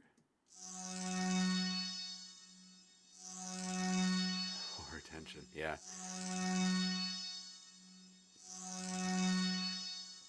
Yeah, you do, Nick. I believe you do. They make epic stuff. Eric, thanks for swinging by. We will see you again soon. Yeah, they are spicy indeed. I actually really like the simplicity of this one. And I think that it might even play well with a couple of the others.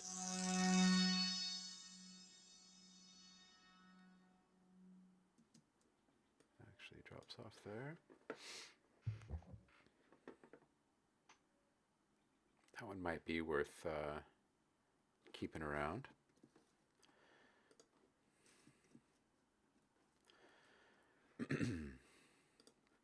Let's continue on with this one. Oops. Let's see if there's just another one that tends to work. This was drone tone 7 in the pliant tone patch.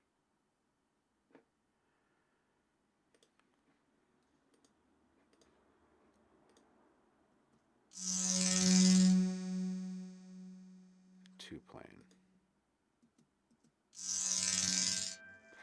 That one's kind of interesting.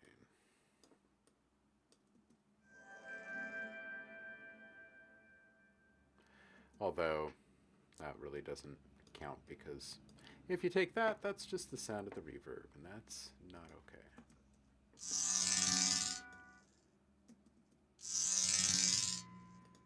Oh, that one's got a really interesting, subtle, like, sheen. Oh, well, I don't really like the body of this one, but I like the, I like that upper metallic sheen that it has.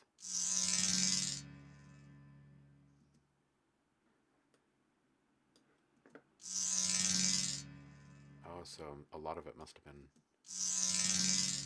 coming from the low.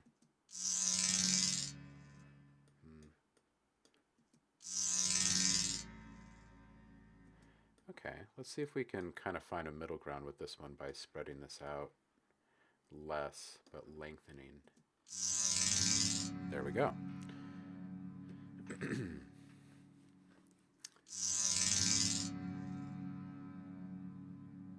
What's the envelope for on this? This is the volume envelope here, filter envelope here, EQ here.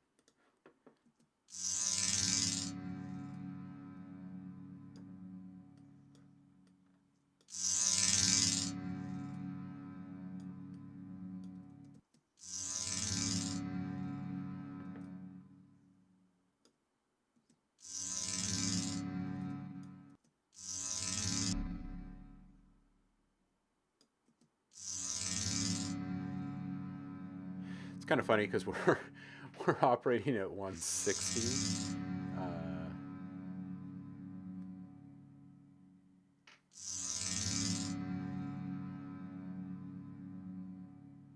That actually sounds like a decent spot right there.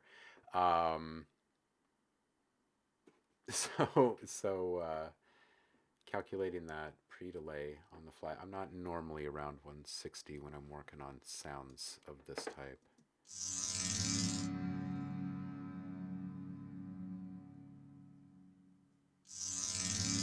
On Absinthe, this envelope right here was set to the pitch. I changed it from transpose to hertz, so it would have a fixed hertz value, so every key triggers the same tone.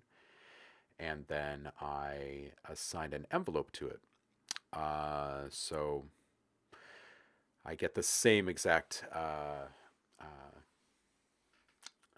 pitch manipulation on every key.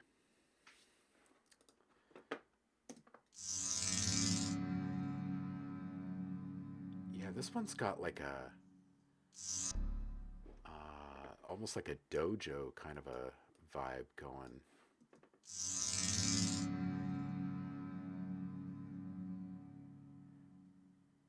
I'd EQ this and fix this. Let's do this one too.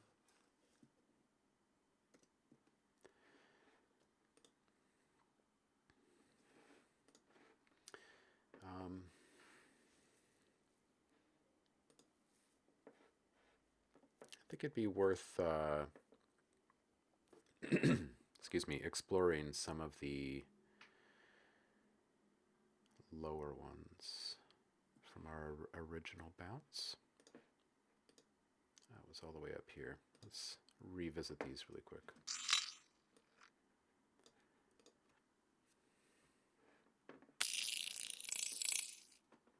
That one's dope.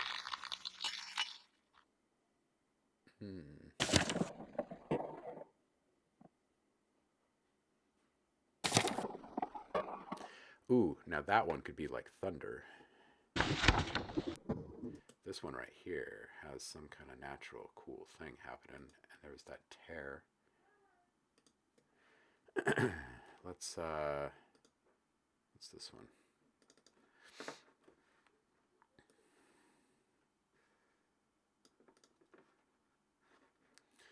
All right.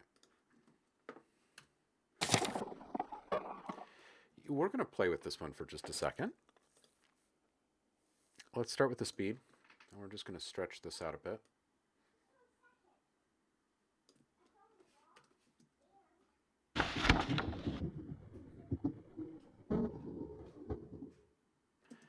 Interesting.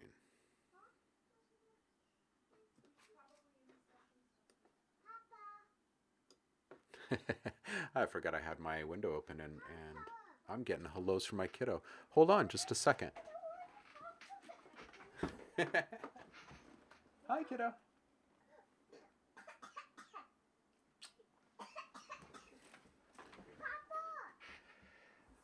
I'll be out in a bit. Gotta love summer days. Hold on just a second, folks. I'll be right back.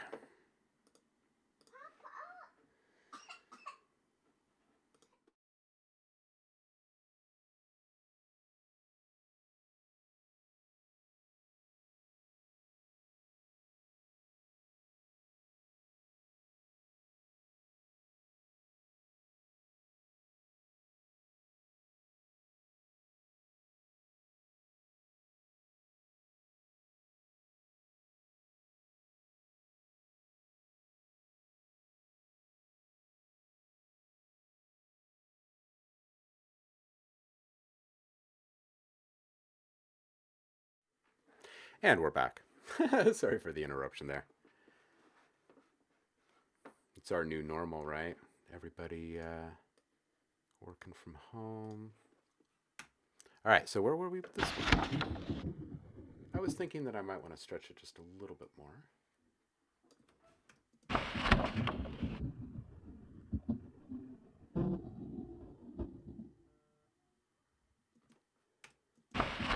Sample the child.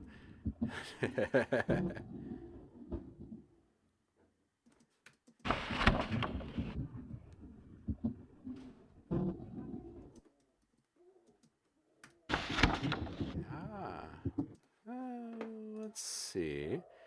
If we were to take a little supermassive, huh?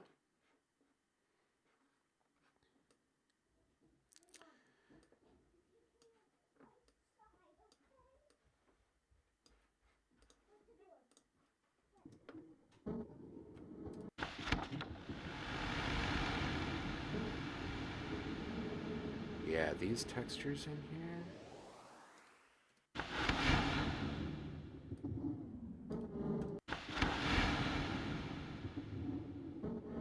Yep. Yeah.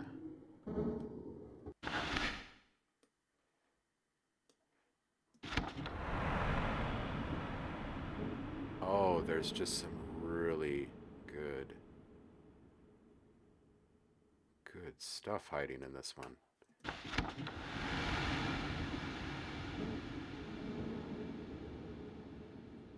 So for those of you who have followed me for years and years, you know the whole less is more thing. Um, but for those of you who are new, I tend to jump into something and work in it for just like a couple of minutes and see if we can generate something that's kind of interesting.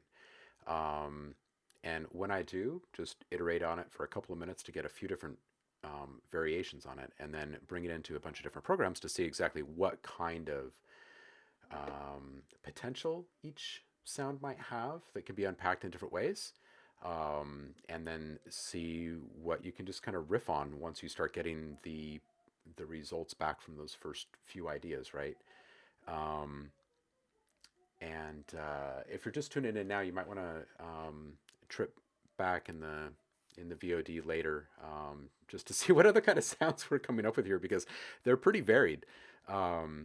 And this one right here, I think, might just take the stream in a different direction today, because this is some really tasty stuff in here. Like once the playhead's scrubbing through this part right here, and everything's exploding into space, there's something going on here.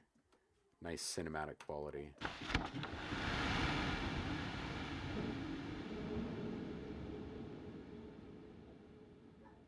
And I think we could probably exploit that a bit. Oh, I need to get all my wave stuff in here.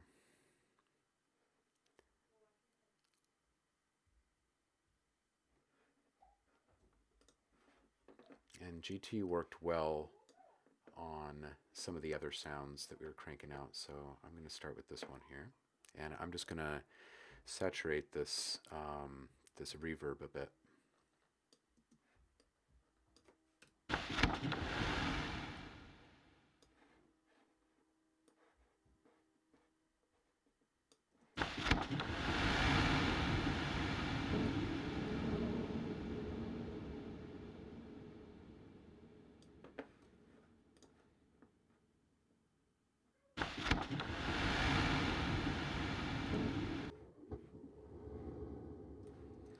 And also,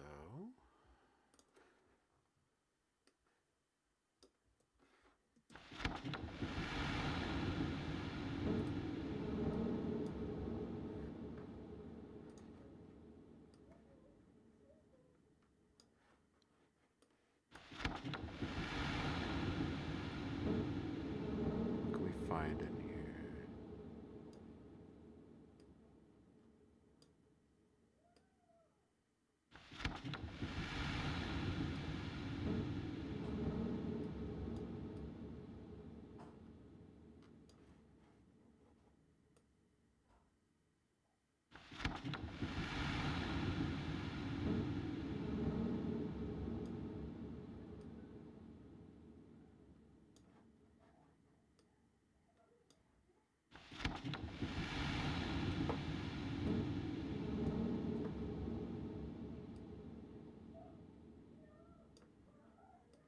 All right, let's see what this is.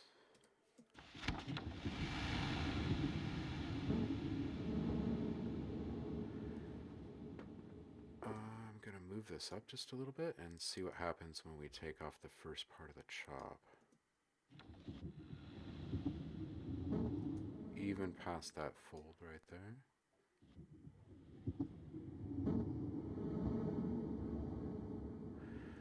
Yeah, I feel like there's just a couple very different parts of this sound.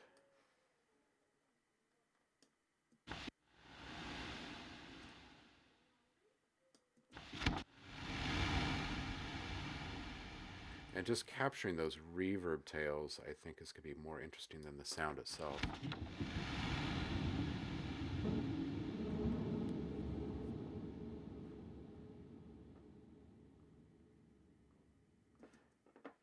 There's some goodness in there, though.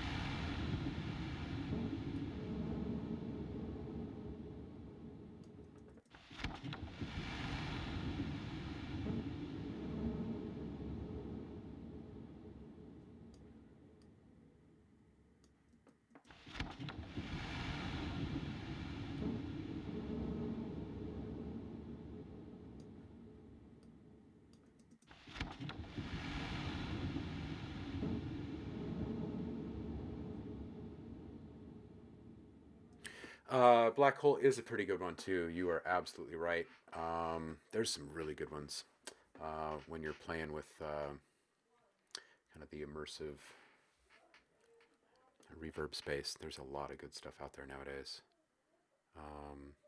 What source sound did I use? This one was based out of... oh, that's right. We tripped back up to the... Let me close out of these. The original capture from Absinthe. And we took this bad boy right here, which sounded a lot like this one. A lot like this one. And it was a chop. You'll probably remember it from the original Absinthe build. It was a Foley sound that I recorded in a kitchen of chopping something, like a sliced chop, and a snippet of Clangy number 2, I believe, from the Ambient Glitch Textures pack. It's a sound designer's best friend. If you haven't played around with it or know what it is, you can check it out on the website.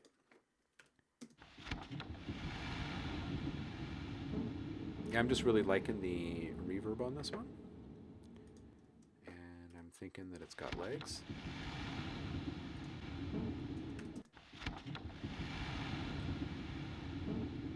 So I think I might come back to this one too. I'm just gonna leave myself a small note here,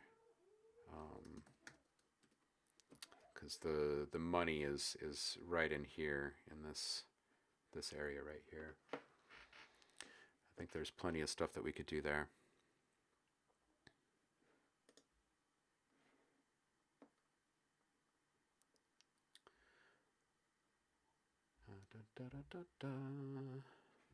I might need a small break from the randomness. Hey, Danny. Thank you for stopping by. We're making noise and stuff.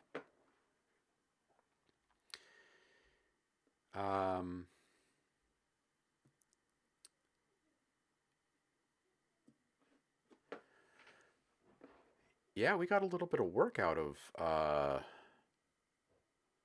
that initial first run in Absinthe, didn't we?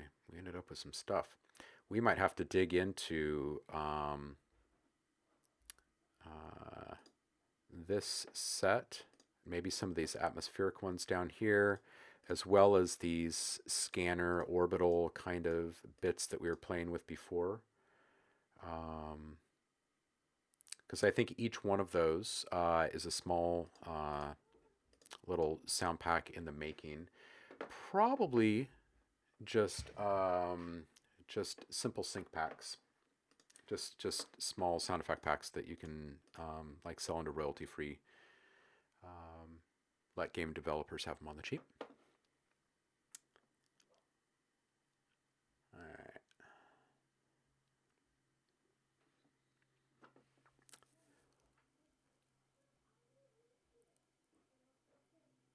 For spiccatos, well, it's always hard to argue with Spitfire. I think that Spitfire's really, really tasty. What kind of music are you making? I think that's the bigger question, right? Because there's lots and lots of tools out there. But the reason why there's so many is because they each kind of fill a niche, or they hope to. So what kind of stuff are you producing? And see if we can narrow it down a little bit.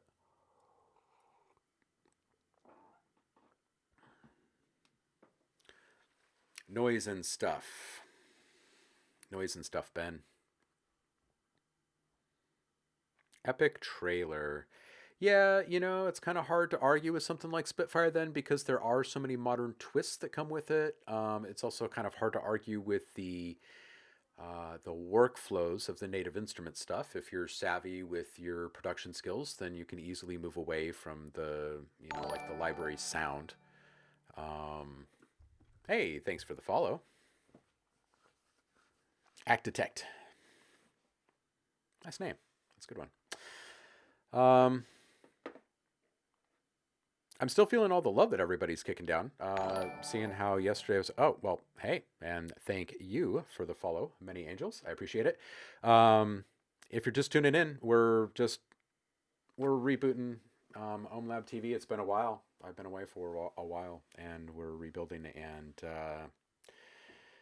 yeah, I think we'll probably hit all the affiliate goals in the first 24 hours, and we still have I think it's a 7 day window before y'all can start subscribing. But when that happens, we'll unveil a Discord and a whole bunch of other stuff, and announce some new networks for collaborating and sharing and learning and stuff and all that good stuff. So, oh, speaking of Spitfire, what guy? They have signed up for their new Discovery thing. Yeah, yeah, they have. Not only do they have the BBC Discovery thing, but they also have the Labs thing. Um, if you're hip enough to do Instagram, I think they're dedicating like a new space on Instagram to this. But basically, the Labs is a branch product line that's all free, and they're constantly spitting out new kits for it. Um, and it's Spitfire, so it's awesome. Yeah, so you're aware, yeah. Um, they're good. We just put out a thing with Arcade. I do stuff for Output as well, but there's a new product line inside of Arcade called Overture, which is all Spitfire stuff, which is great because it's within a platform that a lot of people already have that's affordable, and you get folks like me putting a modern twist on all of the resequencing and note repeat and loops and whatnot. So, um, yeah, you're right. You're right. It's as simple as their soft piano with some high shelf, and yeah, exactly.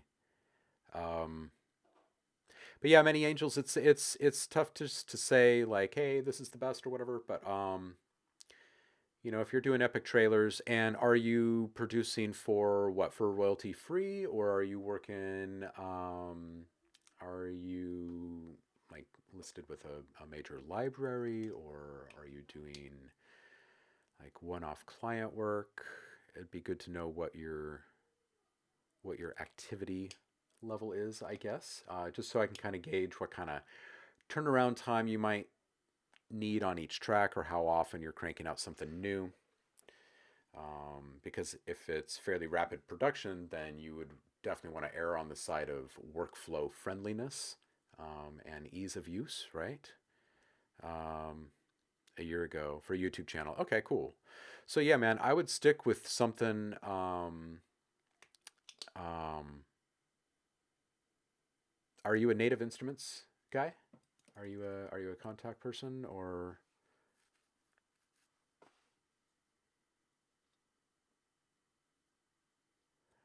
um,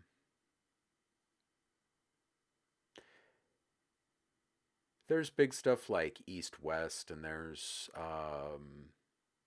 God, yeah, it really depends on if you're on the traditional, orchestral side of things, or if you're on the glitchy or metal side of things. There's just so many. Um, yeah, yeah, I hear you. I know, and it's hard to put into words. Exactly what you're looking for until you actually know what you really want to be producing. But it it more comes down to how you're going to process your stuff is really what it comes down to.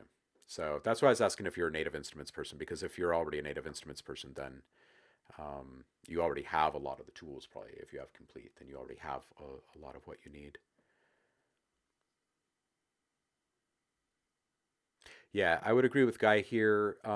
If you're trying to get by on the cheap with the Spitfire type stuff, um, some of them are kind of tricky to make use of, but the quality is amazing. So then again, it comes back to what you're doing, processing and whatnot. There's a lot of really good tools out there to spice up your stuff in a number of ways. If you're starting with high quality samples, you're on the right path. You're on the right path. Even if all you can do right now is small free kits from really impressive companies or whatever, you're starting with high quality stuff. And if you're a creative person, then you're going to get by. You're going to get by. And then when you can, you just invest in whatever company is giving you the best results when you're using their free or cheaper stuff. I think that you just kind of naturally evolve into adopting workflows and whatnot from the developers that are feeding you the kind of sounds that feed your craft. I think that's what it comes down to. So.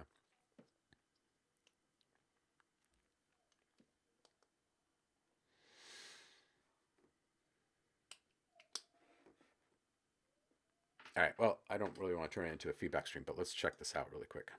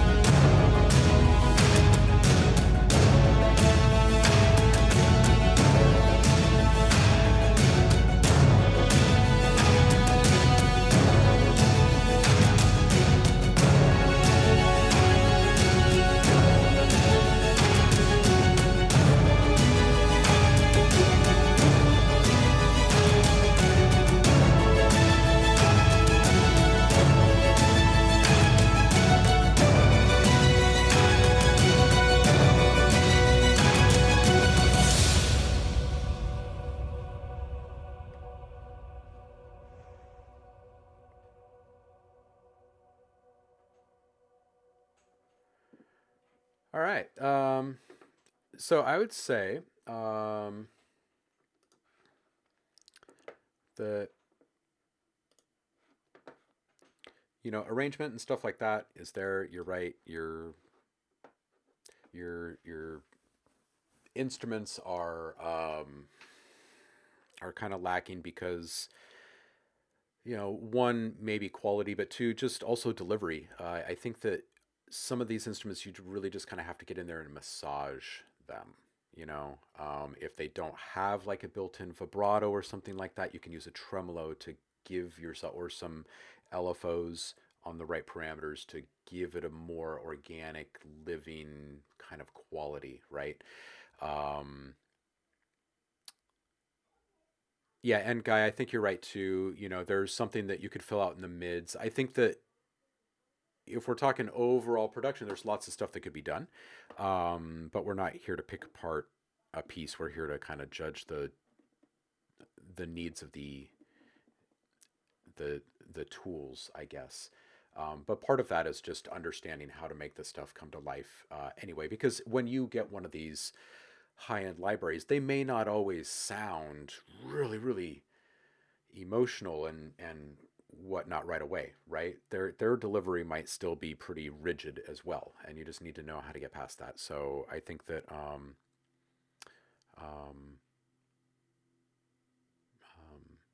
if you were to spend some time getting to know how to soften the edges using attack and simple modulation like tremolo and chorus to really just add a little bit of warmth and movement and breaking away from the really hard stop release.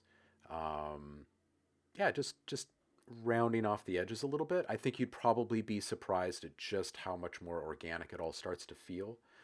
And if you can do that with a lesser library, then you can create some pretty powerful and high quality stuff with a really good library.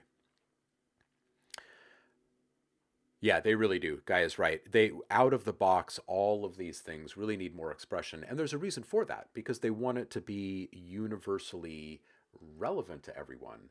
And they just make this assumption that, if you don't already, you'll eventually figure out how to make this stuff highly emotive.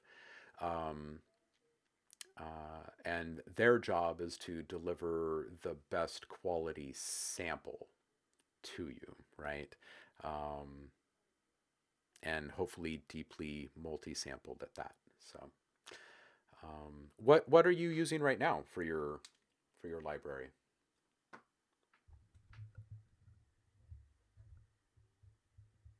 It's always good to talk this stuff out.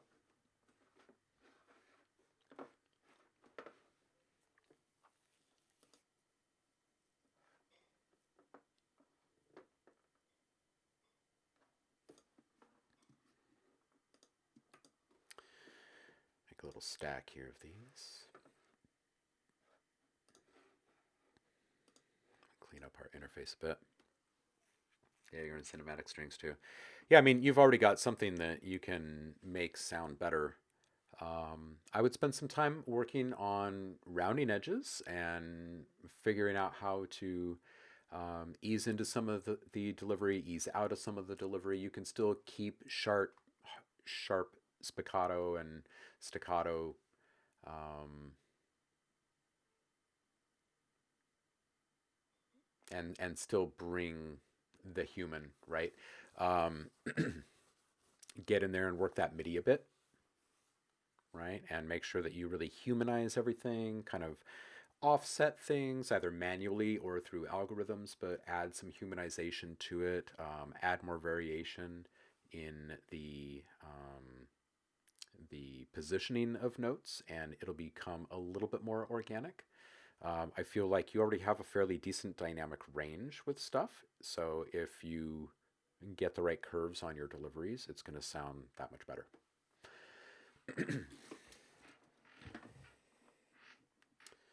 All right, 12:44. I need to take a small break soon. Oh yeah, you bet, Many Angels, for sure. I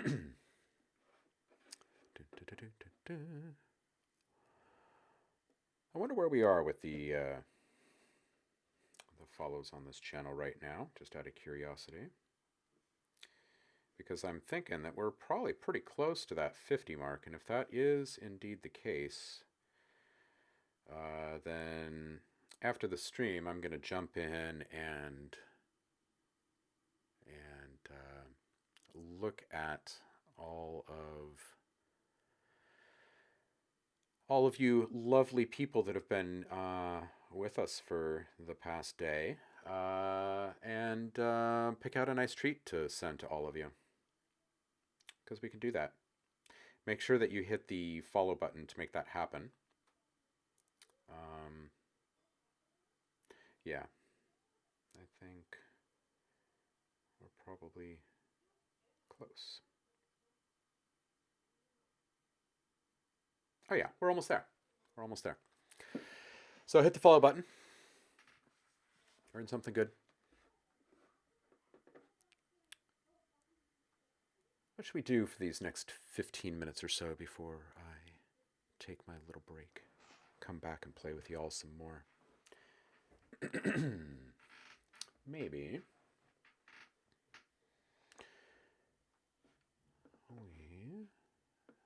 we should play with something entirely different for just a few minutes, shall we?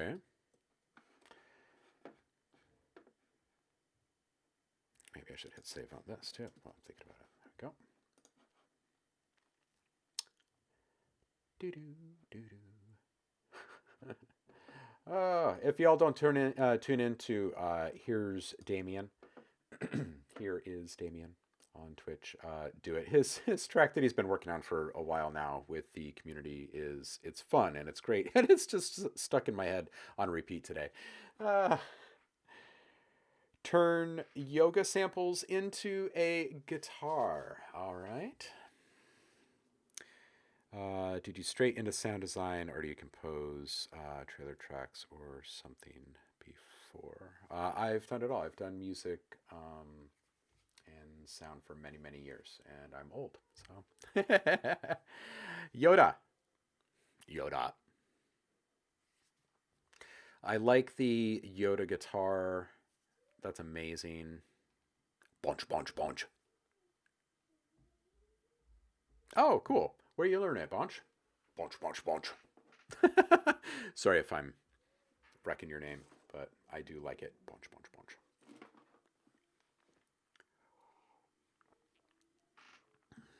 I hope I'm pronouncing it correctly. I'm always interested to know how and why people are learning about absinthe. I picked it up way back in the beginning and have not set it down. Oh, that track of Damien's. Yeah, it is stuck in there. What if we just randomly resequenced some drums or something for just a second? What if we did that? What if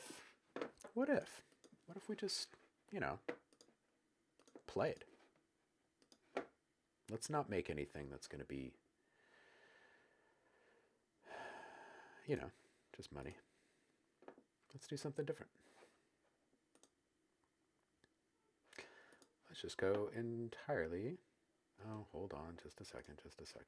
Did I save this?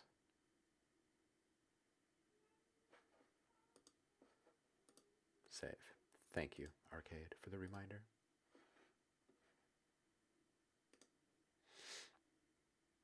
What should we bring in? Let's see.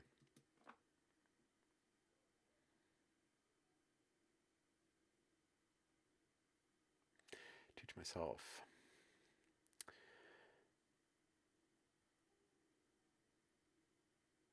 Yeah, it is an overlooked gem by some, and others have been using it for decades, and they already know. It's kind of the industry standard for a lot of folks still in the film and television world. And for those that made the early transition into the game industry as well, just because it gives you so much granular control over just about every parameter. It's the envelope engine that does it.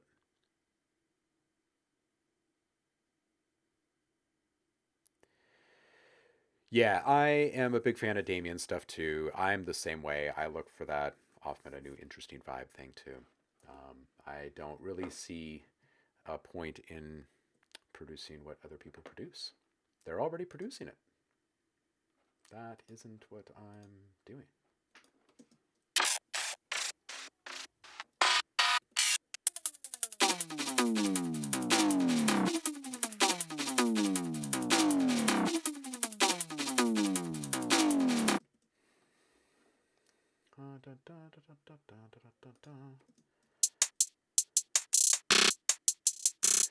Something simple like this might be interesting to play with.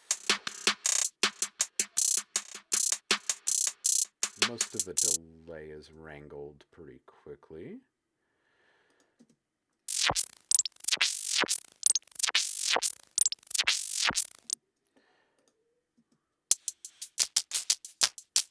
Or we could go a little bit older and go into granular toppers.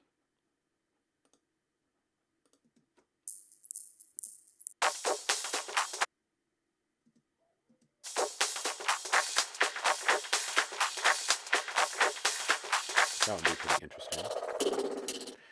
Maybe we'll just go back to that first one. I don't need to dwell on this decision very long. Let's just do something.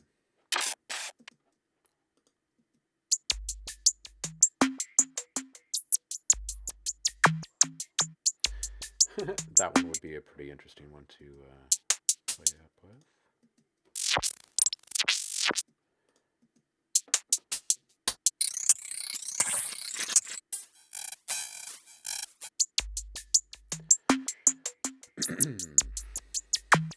I might actually play with this modular one. I was thinking drums, but this one's just a little more interesting to me right this second. This is from the excuse me, this from the Funky Plaque.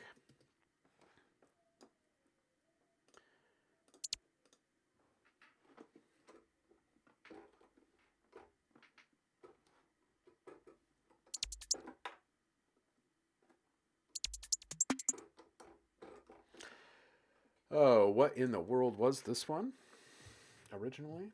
80. This is at 160. Let's bring it down to 80 and see what we have.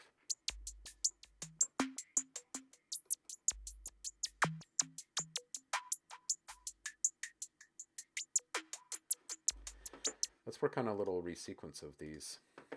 And maybe we'll start with like maybe 6 steps or something and see what we can come up with in a minute.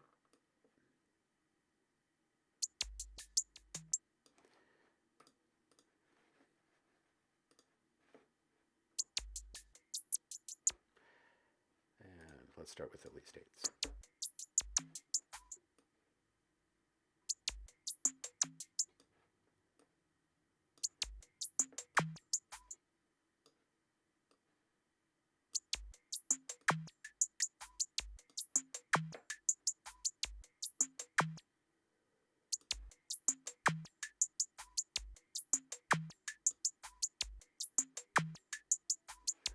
All right, so let's make this actually make some sense here. What do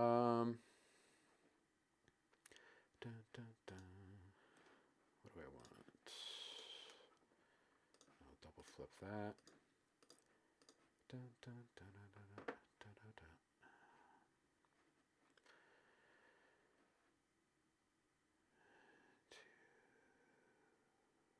Three, four.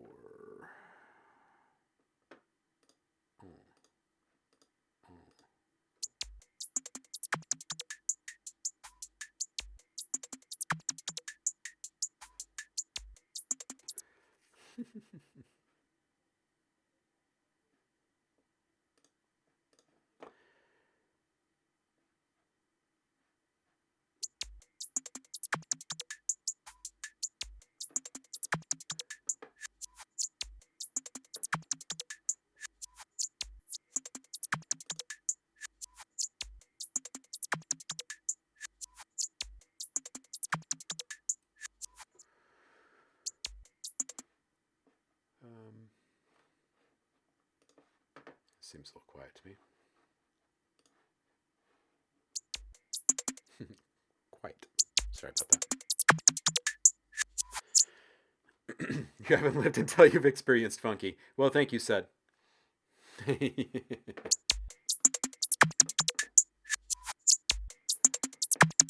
now that's a pretty tasty one. Let's go back. Let's see if we can jam on this.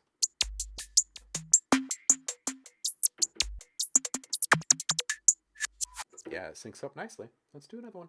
We've got a couple more minutes before we take a break. Let's let's make this one some. All right, let's go middle wonk. We got 1, 2, bam, and that would be a total of 5 steps if we did that. And let's do boom, boom.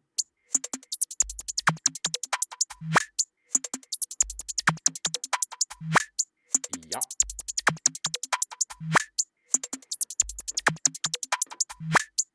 All right, and maybe we'll do just one more because that only took us about 30 seconds. So let's do, what if we funk this up with a little bit of triplet action, huh? Oh, I'm so glad you appreciate that, Pac-Man. That makes me happy on the inside, knowing that you're getting good use out of it. I hope many people are. Um, you know, I think triplets is probably the right choice. So, let's do a few of those. And let's see here, that's 1, 4, 7.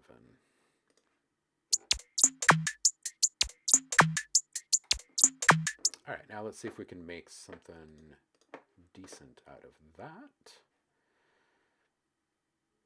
So I want...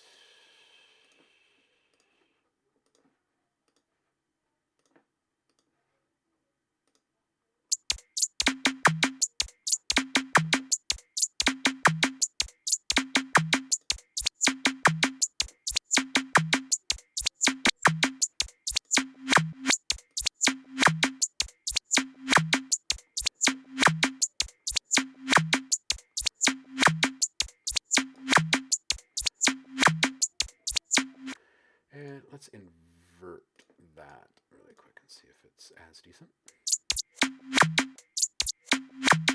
I think I'd like that to start on the same step. All right, let's see if these things flow.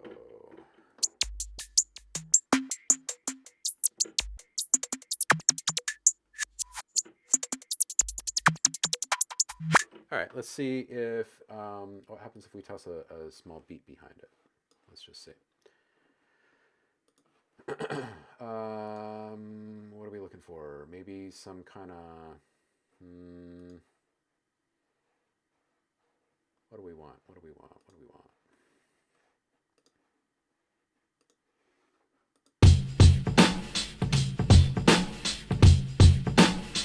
That's fairly steady. 91. Let's just see if these things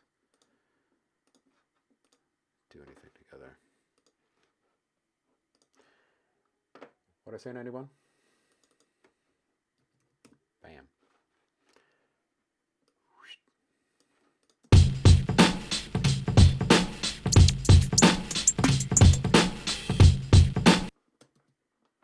Switch that up to 91.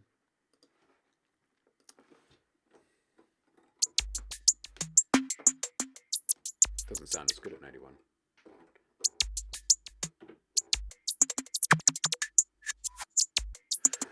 So let's do that. Let's flip that. This one. Follow tempo. Are you there? Yeah, you're there.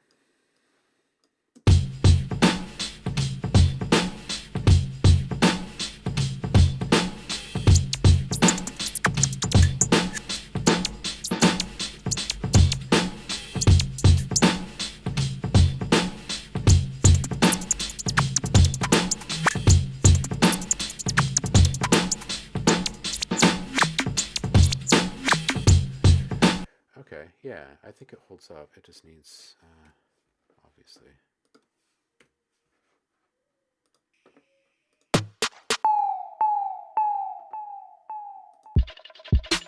There we go. Something a bit more in line with what we're actually doing here. All right, let's try it again.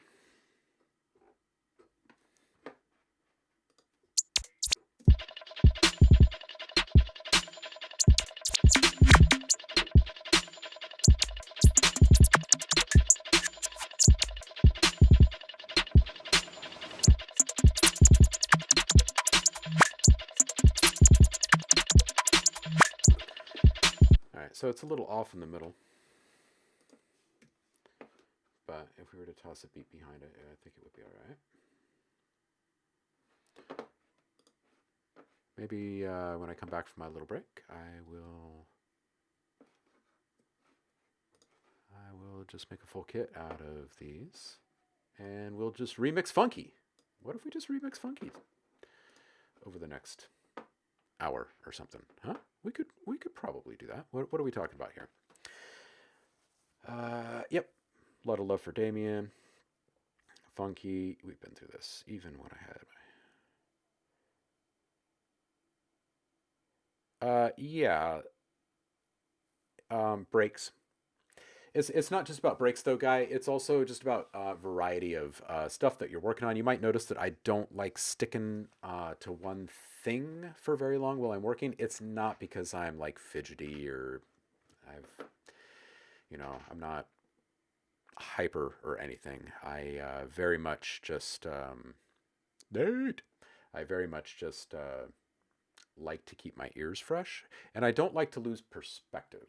I'm not a big fan of grinding on something for so long that it's rattling around in my head on loop when I stop playing it. You know what I mean? It's just not conducive to high quality output. And I feel like when you get into that zone, you start reaching for knobs and just kind of turning them arbitrarily instead of with some kind of creative intent. Um, Wrangle in your sounds early. Here's another really good pro tip that a lot of people don't even think about, but it's the frequencies that are fatiguing your ear as well as your effort, right? Your focus. Wrangle in their frequencies early in the process. Like EQ early and often. There should be an EQ on everything you do. Not necessarily compression, but there should be an EQ on everything. And make sure that you're wrangling in the dispersed frequencies in your projects as well. So if you have time-based stuff, reverb, EQ your reverb. I'll let the community tell you what you are if you don't EQ your reverb. But keep your frequencies wrangled early and often. Vary the content that you're working on. Even if it's just for a few minute intervals in between, right? You could bounce back and forth between 2 or 3 different sounds and give each one 5 to 10 minutes at a time instead of working on one of them for an hour. If you're working on one specific sound for an hour, you're probably not doing, you might end up with a good output, but you're not doing what you could have done in that amount of time. You probably would end up with that same output. I do believe that.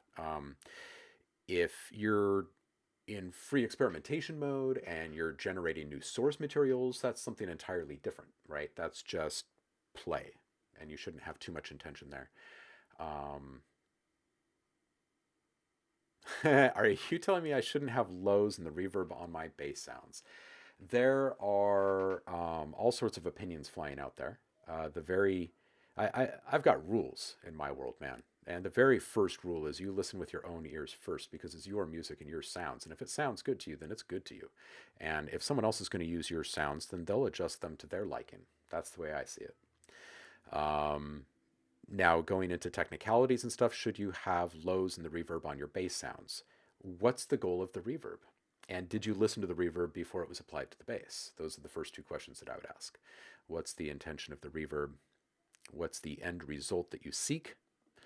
And I use linear phase EQ on like 100% of my reverbs. Good. Excellent. You are not a savage. I like that. Yeah, these are great questions. These are the type of questions that we can a savage. You get him, Nate. No, he's not a savage. Apparently, he actually is using an EQ, and it's a linear phase. So there you go. He understands them, and I appreciate that. Kudos. Kudos. Like I have the right to kick down. Kudos to people that have figured out how to EQ their bass. That's. I'm going to take a quick break and get some more coffee. Read my kid a book for a couple of minutes, maybe, and come right back. Go hit the bathroom, grab some fresh air, do some stuff. I'll leave you with some music or something. I don't know. Maybe I'll just cycle through the playlist on my website and oh, I know. I'll give you guys my sample pack playlist. See how many of you mute me while we're on break. Brown noise.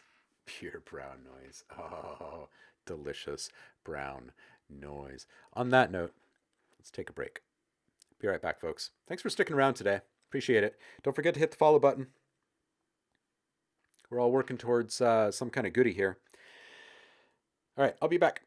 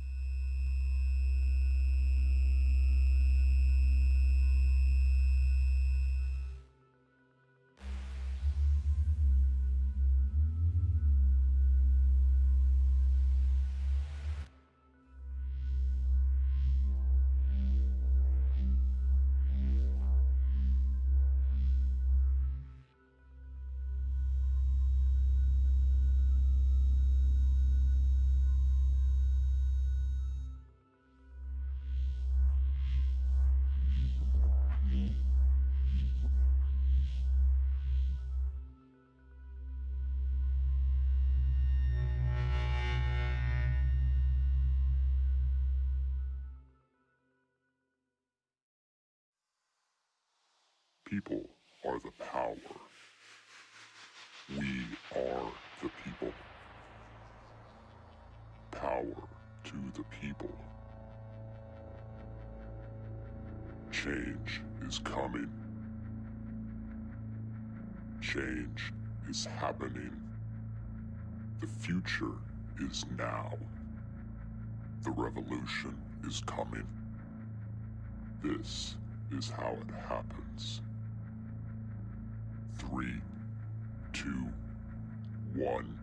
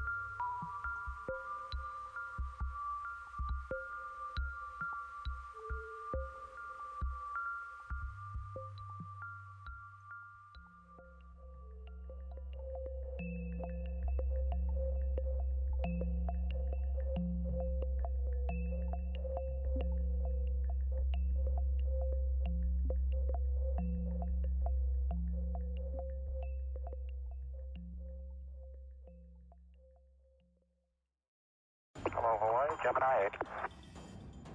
Gemini 8, CSQ. Go ahead. We've lost contact with the spacecraft flight. Roger, the standby. What seems to be the problem? Roger, we have them on standby now, flight.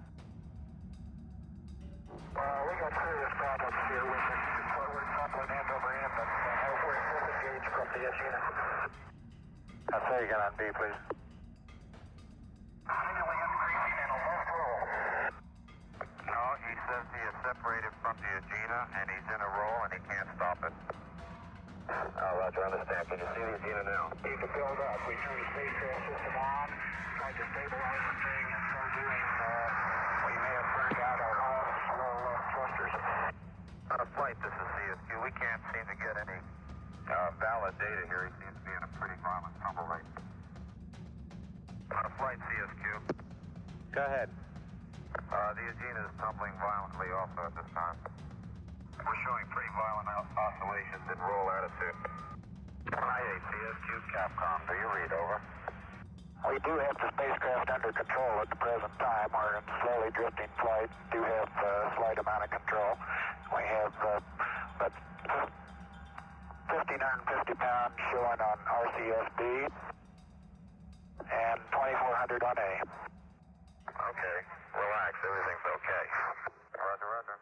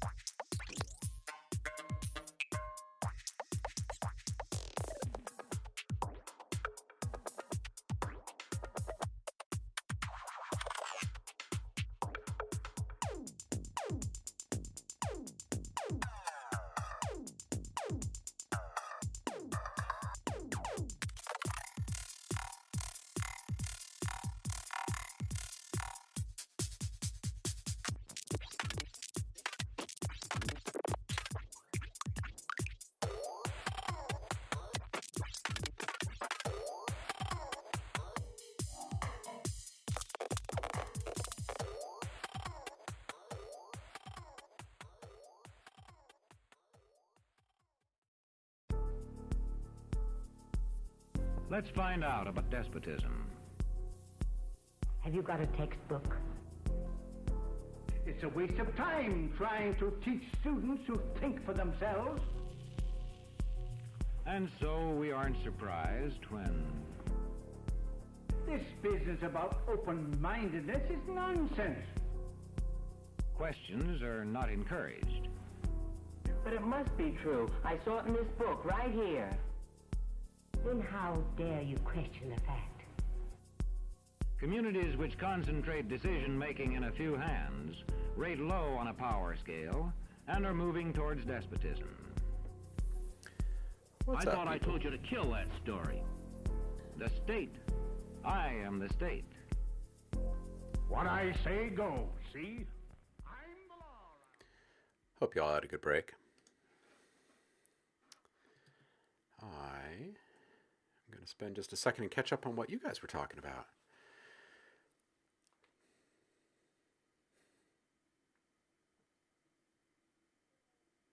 Hey, thanks, Guy. Thanks for sharing the stream with people.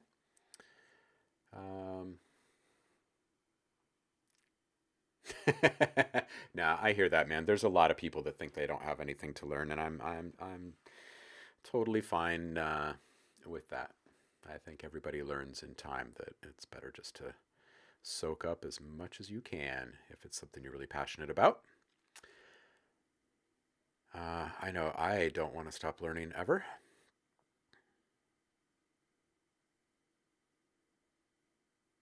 Oh, hey, thanks, Nate. Yeah, nah, I don't fool. I am exactly as I appear to be because I just don't see the point.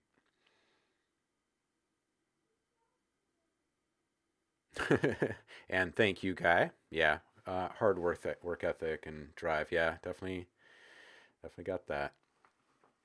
Well, blush. Aw, shucks, and all that. Thank you, guys. Later, Nate. Thanks for stopping by.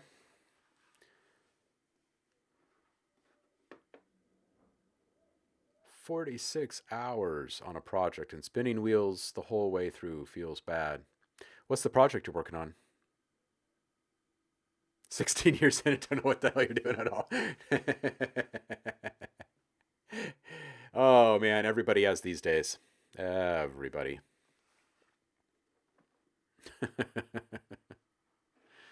Yeah, it's just real life right there. There's no getting around that. All right, let's see about getting back into this. We had just tossed one thing in here and created a few little sequences, but now I'm kind of thinking that maybe we should just make a whole kit.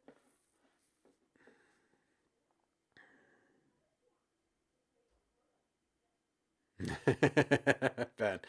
Yeah, man, the more honest people are about this fact and, things like imposter syndrome and stuff like that, the healthier everyone is and the more quality output everybody ends up cranking out. And nobody knows what the hell they're doing, man. I mean, you can know your craft and you can know something inside and out and still walk up to a blank canvas and go, "What?" Just like everybody else. I'm kind of addicted to the blank canvas, honestly. Let's toss another sample in here while we talk through our feelings. Maybe we should do 80s. These are all 80s, right? Yeah, let's just make a little kit of just 80s.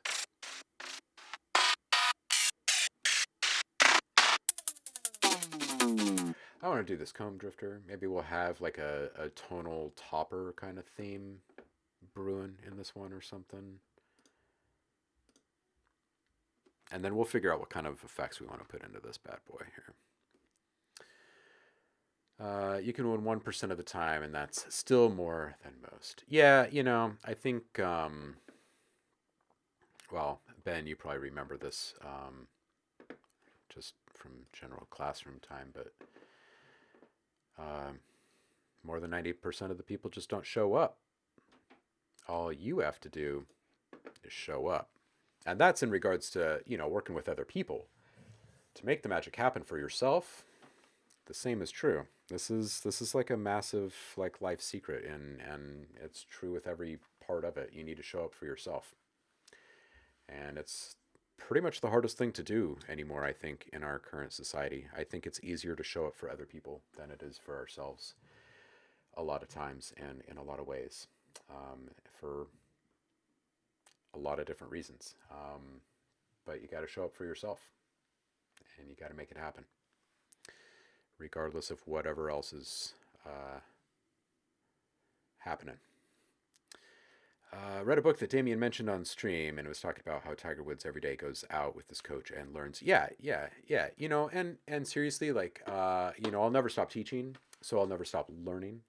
I have had this belief since a very, very young age, and that is, how do you know you even know something if you don't share it with someone else? Like, if stop and think about this, right? Just because you make something doesn't mean that you understand it. You can make something without understanding it all the time, right? We randomly push buttons and turn knobs, whatever, something cool comes out and you say, boom, I made that. And sure, you can take credit for, making it. I'm not sure exactly what that means. You have something cool, right?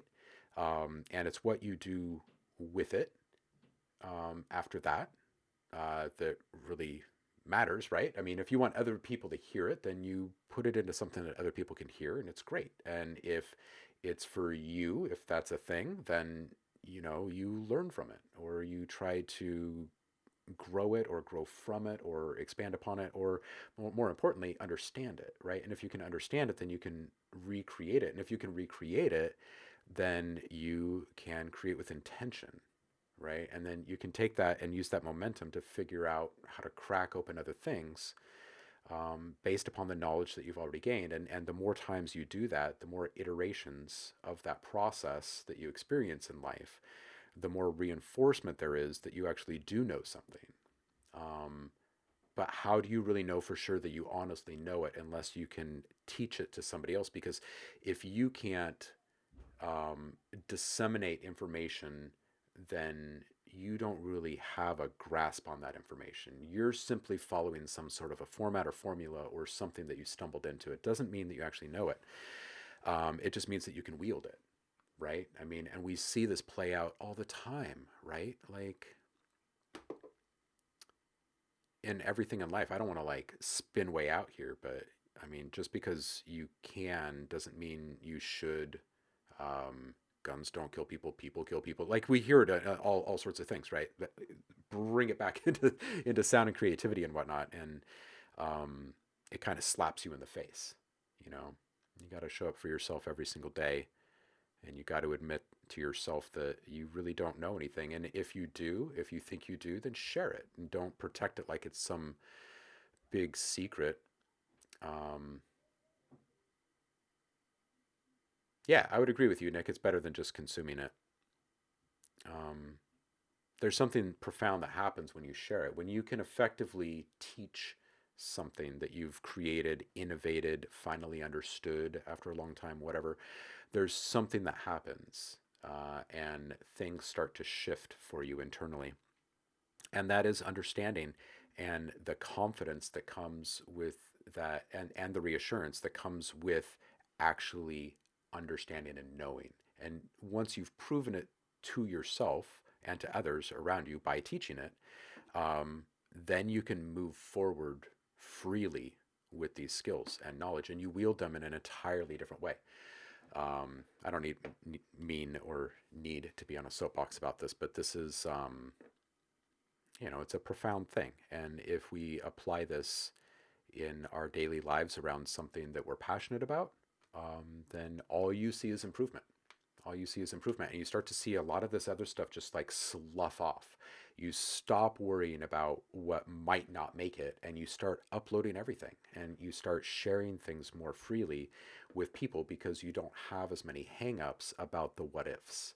What if I stumble on my face? What if they don't like it? It's why I don't prepare anything before I go into a classroom or into a stream or something, is because if it's all prepared, it's unfair. It's an unequal distribution of expectations in that space. People are coming in and they're receiving these things for the first time. They're having epiphanies. They're having light bulbs. They're following this fresh vibe of inspiration or whatever. And if someone's doing something from some canned routine, then it doesn't even stick. You're just watching like kind of this rerun kind of thing. And yeah. Yeah, Guy. Yeah, I really am actually. But it really is just as simple as that. Like that is the biggest part of it. I think I mentioned it yesterday where like, the hardest part is buying the ticket. You want to go travel the world. You want to go see these things. You want to do these things that you see other people doing on TV or in their Instagrams or whatever. And yeah, you just buy the freaking ticket. And now you're on the hook. Now you got to go. Maybe you don't even pack a backpack. Maybe just go.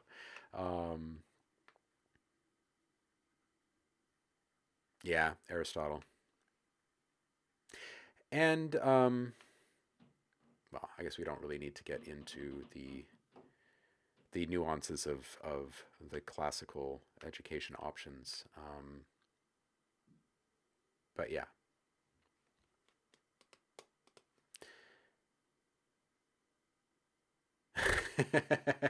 Yeah, Guy, I hear you, man. It's all about getting the information that you need and want.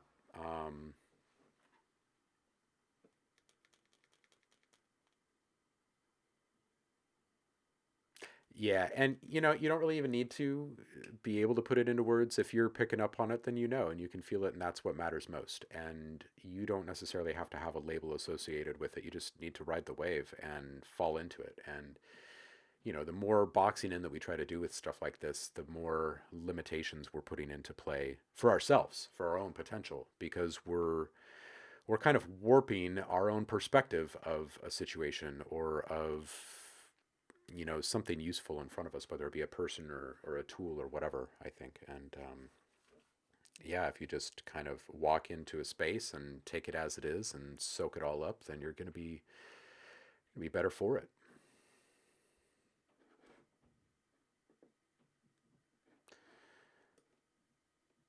Let's see what this one sounds like inside this.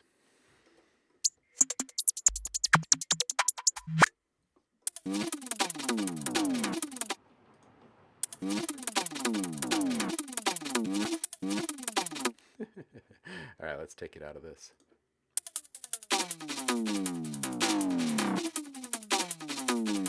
See if it moves.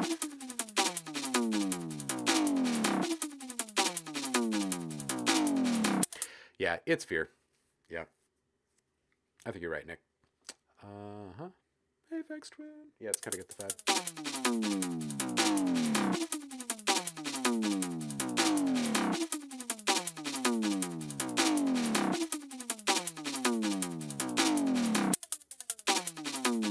Okay,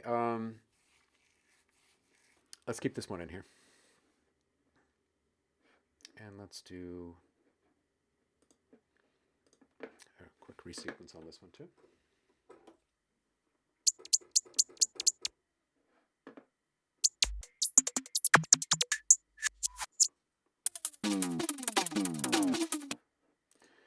Let's just chop in the 16ths on this one like we did the last. And I've been kind of digging the vibe of just keeping the first tick on most drum kits. For those of you who rock arcade, you can probably tell my kits apart from the others.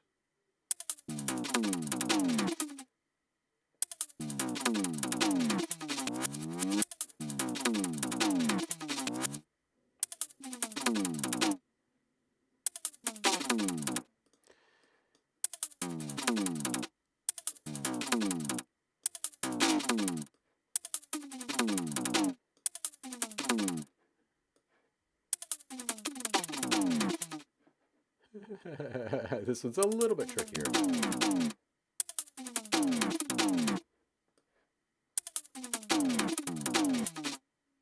Almost.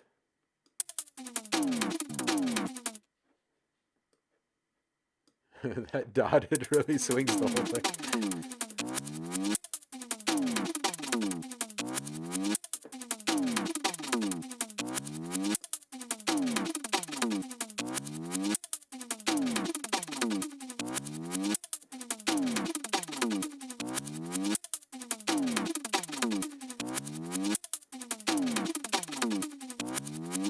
That's a pretty interesting one. All right, let's try this next one. Oh, already had it on hold.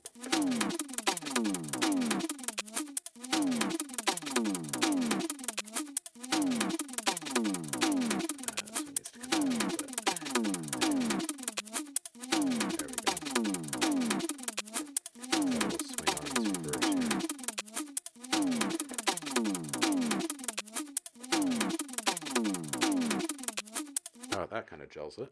I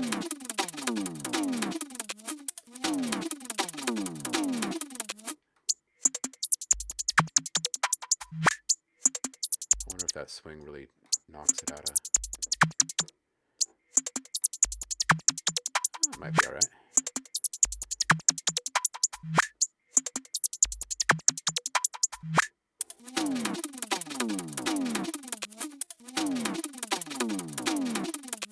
Yeah, it gives it a nicer push-pull kind of feel there.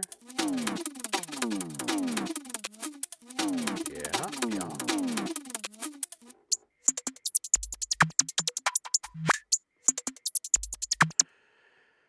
Best part about crisp clouds with a self-understanding light bulb effect that happens when you don't just follow along, but ask the questions you need to move forward. Yeah, that's it, Ben. Right there. Boom. Unlock. Level achieved, right? Like... Yep, pretty IDM, Nick, for sure. Straight flames. Yeah, this is how you IDM.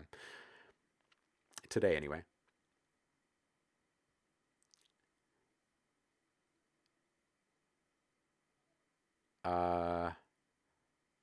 Yeah, Guy, that's kind of my... I love dwelling in that space of the texture, because I think that the large majority of everything moving forward is going to be more about the overall ethos of what the artist is aiming for, the texture,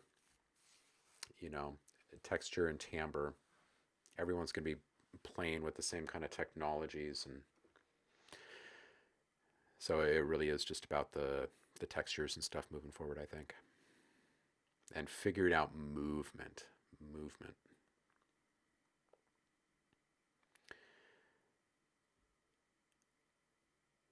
Yeah.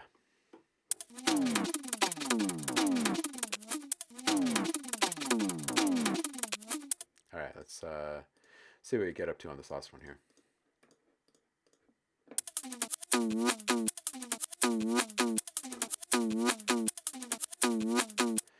This one...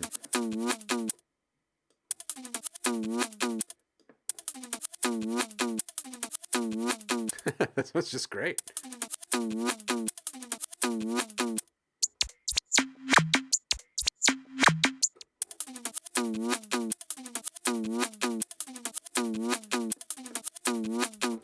So that's another 80 in here. Let's see what this one sounds like. You know what? Let's. What do we do? We did modular and comb. Let's just do this. Let's grab all these. Comb, modular. We'll kick those to the curb. We got 10 out of 15 for this kit. Maybe we'll toss some 90s in there. Let's do this next one. I have no idea where this kit's going. Maybe it's just something that I create and kick out to you guys. How many of you out there are using Arcade? This is not a future kit for official output. Arcade. Yeah, these are all 80. No rookie. That's correct. Main. I want all of these up. Thank you.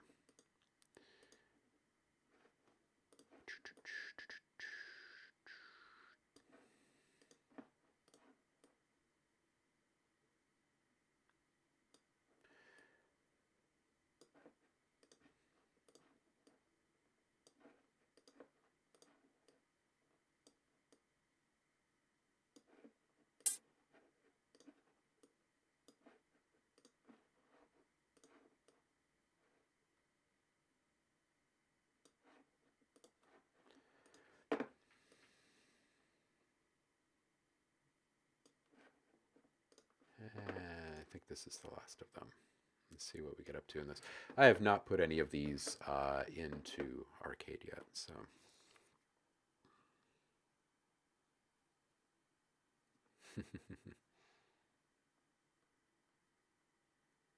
That should be the name. Just great.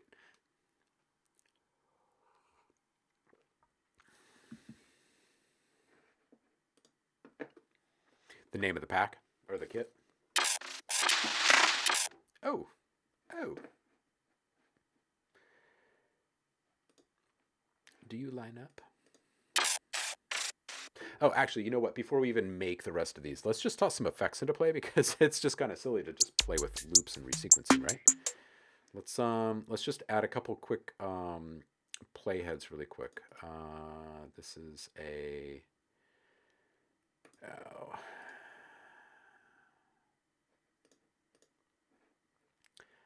let's do the first one, a simple reverse, no start point and no cue point. Okay. And we'll make the second one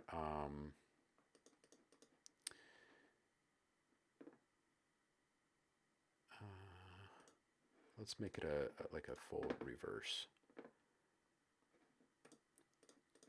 I'll just knock these out really quick. Okay, so these are quarter. Let's do eighths. And let's do just like maybe a kind of like a decay echo. Drop the last step and leave next to last step. Let's drop next to last step and let's greater decay. There we go.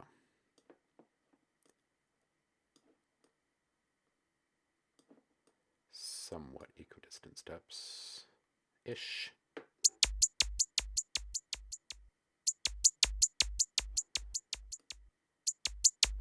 All right, that's good for that one. Let's do a...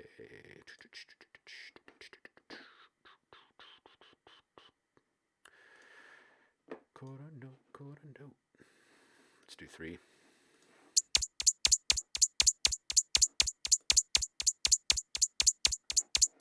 And let's do a maybe just a simple reverse and bam and bam.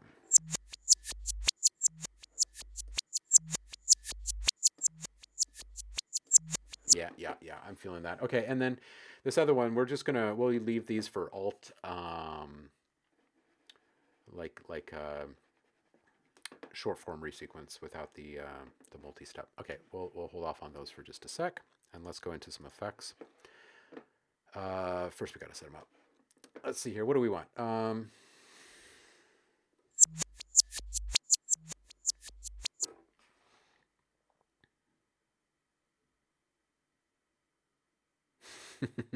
It does kind of have that vibe, doesn't it?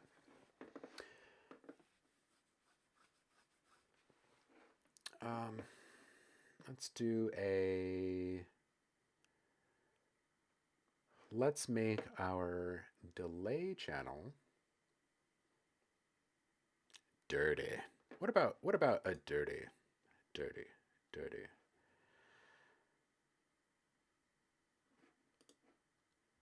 Let's do,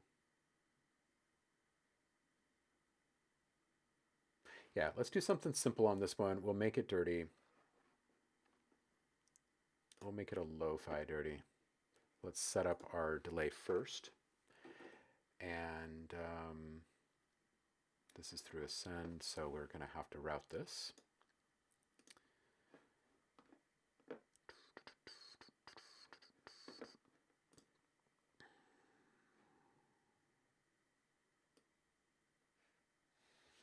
Yeah, we'll just set this up on 1.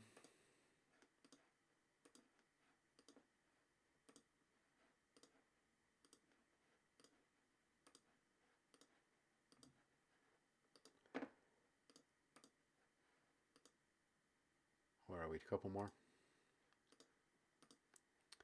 All right, fine. So let's set up that mapping really quick. This is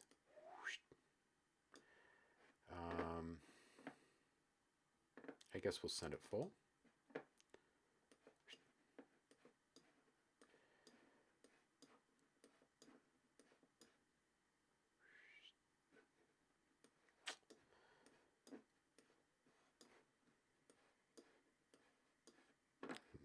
sure that we've got our stuff popping. All right, so I say that I'm going to set up my dirty delay on 1, and then I route it to the stereo. That's awesome. All right, so we'll set it up on 1. There's my delay. Let's dial this in.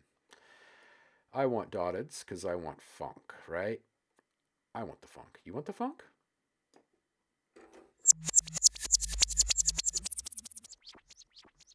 I want the funk.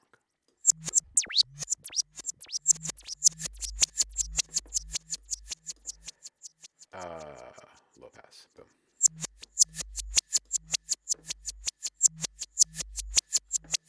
All right, so we'll start it low, and we'll bring this down, and we'll come over here. Oops.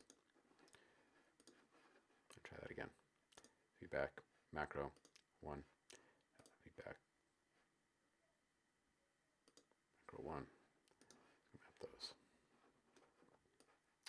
So we're going to start from there. We're going to bring it up to epic. No. Insane? No. Catastrophic? Perhaps. And,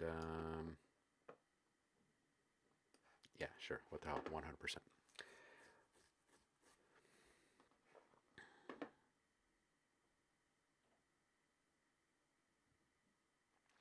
Hey, Jim. Sort of a rompler. It's a loop player. I work with output, and I make kits for arcade. Full disclosure, so it's not.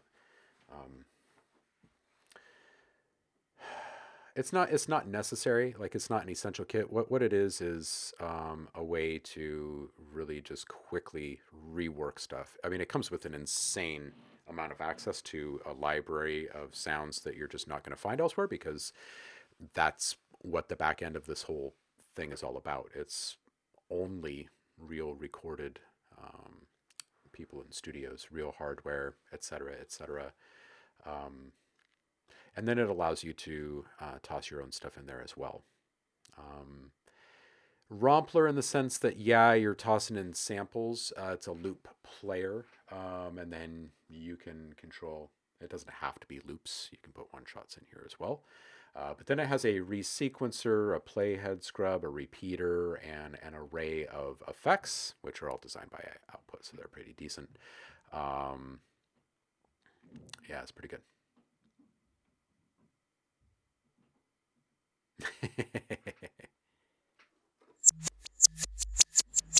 All right, let's see what we got going here on our delay. Yeah, so that's pretty hot.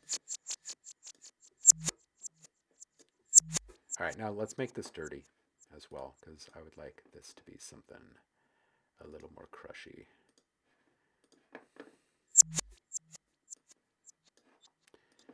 Let's just take this all the way up and bring this back for just a second, back into reality for a second.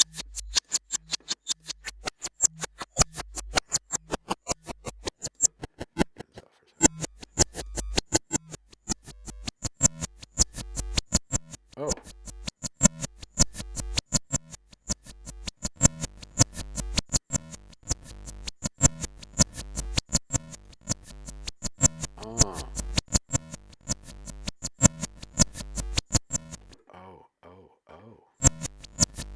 All right, let's see if we still get that clip in here with the delay on.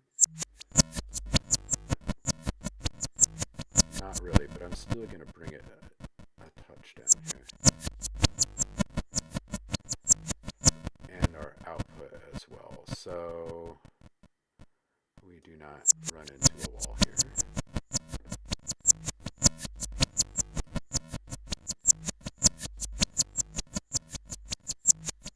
All right, let's see what this sounds like once we get our feedback back up into the insanity realm here.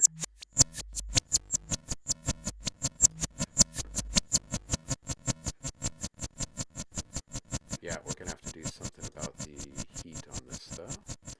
So we're just going to go to our volume on the send, assign this, we're going to bring it down. bring it down a few. These are supposed to be toppers, right? They're not supposed to take all the attention.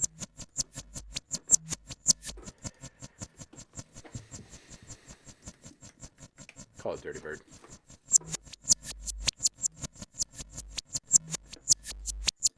I think that was a bit extreme. I don't think we need that much feedback.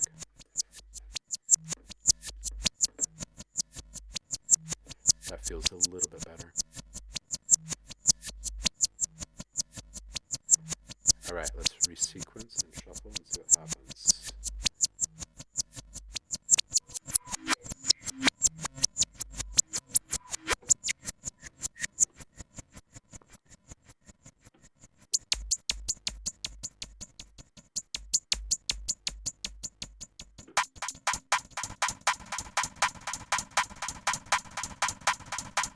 I kind of like the juxtaposition of the triplet and the dotted there.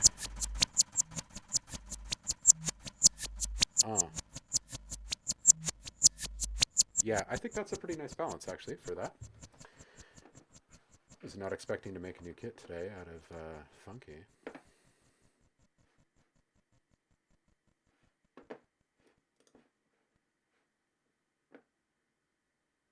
Let's do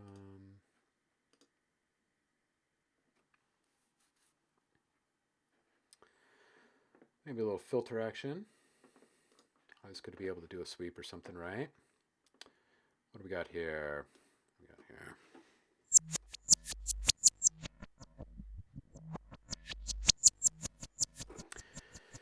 Let's do it.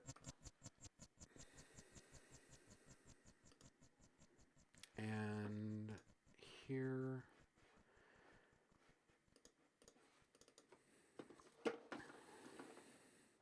let's do something a little more funky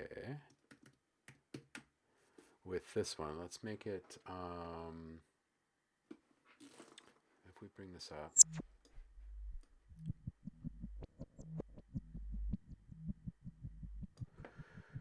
if we were to add an LFO to this, for instance,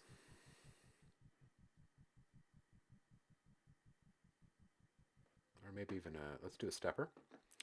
And then over here, on this stepper, we're going to assign this as an aux.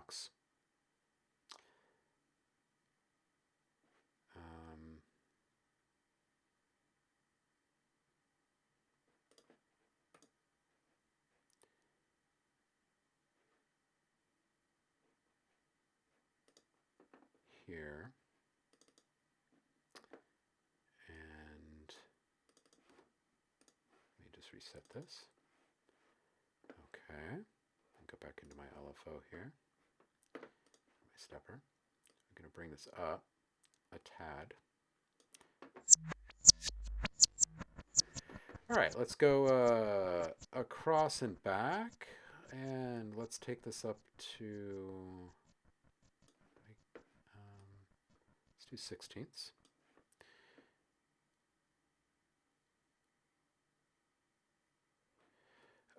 Yeah, I can work with Halion. Did I get the new kontakt update? 6? Yeah, I haven't been playing around with it yet though since the new build. I just have so many things built in 5 that I haven't taken it for a spin yet. Not a one in earnest.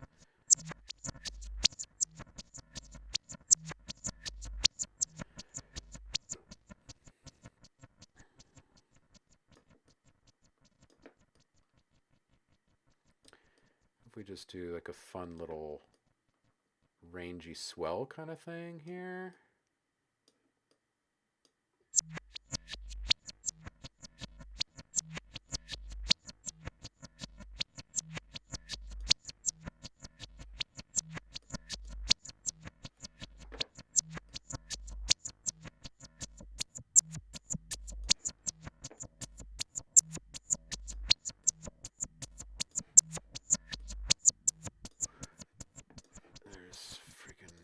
Resonance on this or something? Oh, there we go.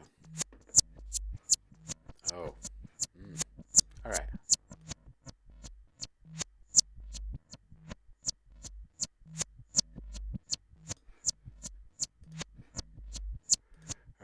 this was, what did I set this at? 8ths? 16ths.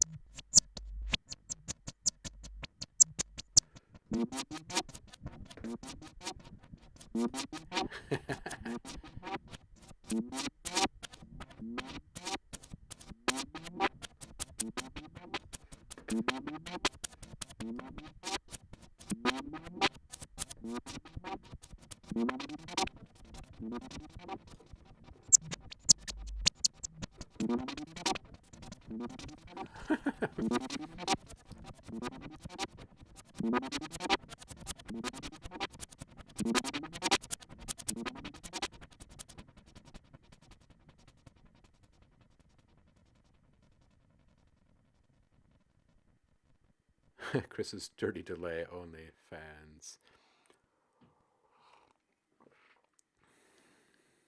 Maybe tomorrow?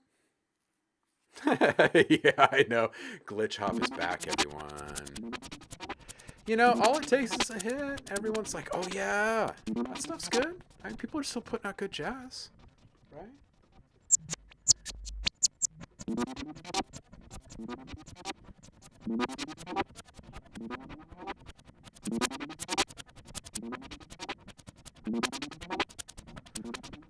All right, so that's pretty weird and extreme. Maybe we'll play that one. And see what it sounds like without all the delay on there.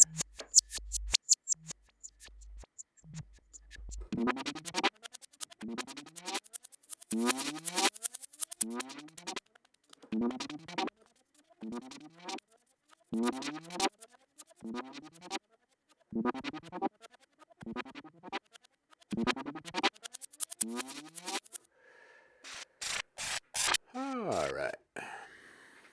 Let's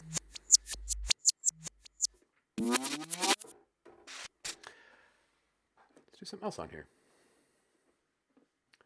I gotta bounce shortly. I've got a session starting here in a bit. Should probably have something in me besides coffee today, I would think.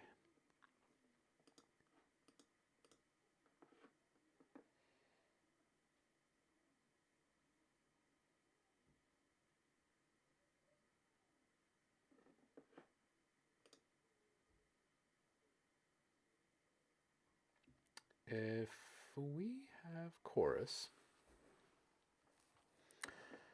running on the main,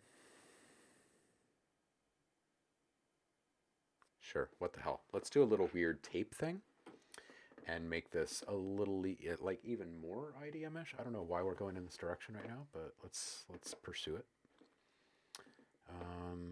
This one will be 3. And we'll call this one tape thing. And sure, let's just bring it up because I don't want phase. I want some kind of warble if I'm going to get something out of this chorus. So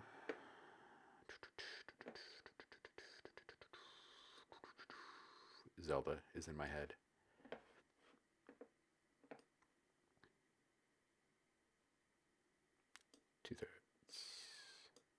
Stay. The mighty 68.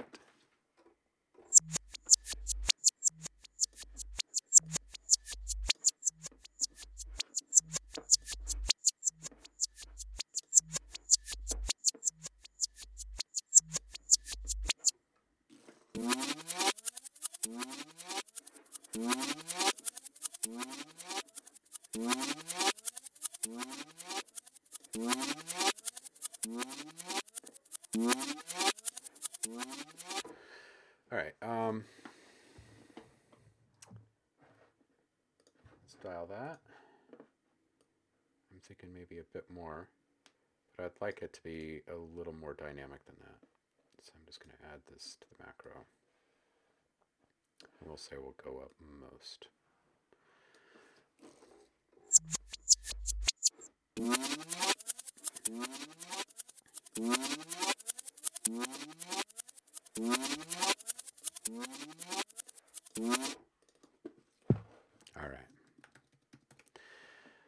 be our spread. And we will definitely need to also, as that comes up, we should probably tap this back. It doesn't need to be that much. Just a small nudge in the right direction.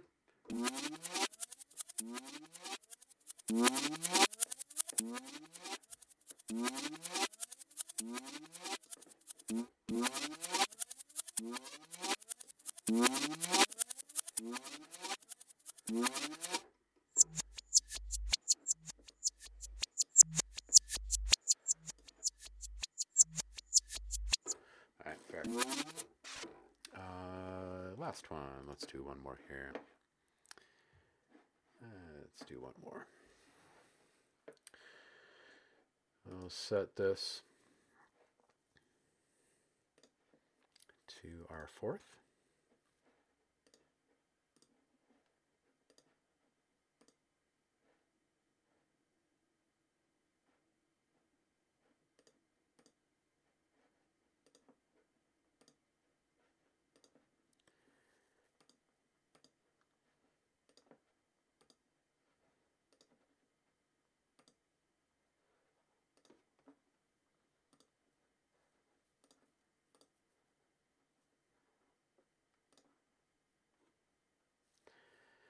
All right, that should be all of them. I'll just come in here really quick.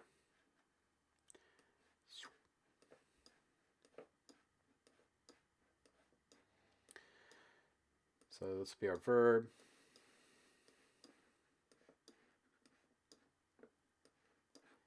And we do not savage.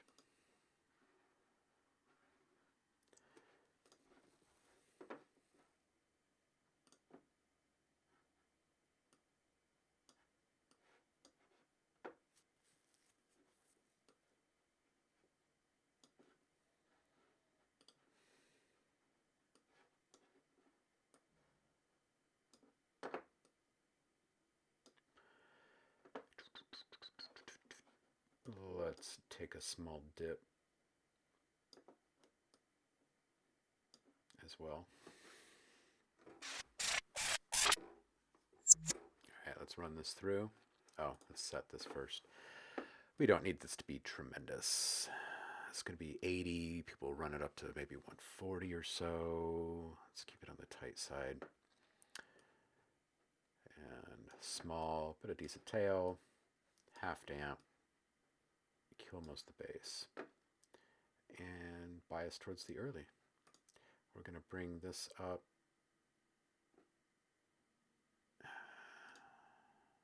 Yeah, that's fine. See what this sounds like.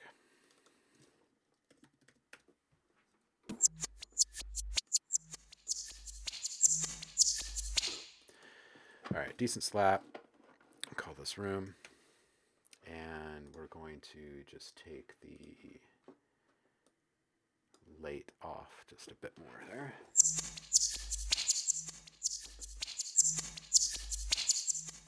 Just want to thicken, not much more.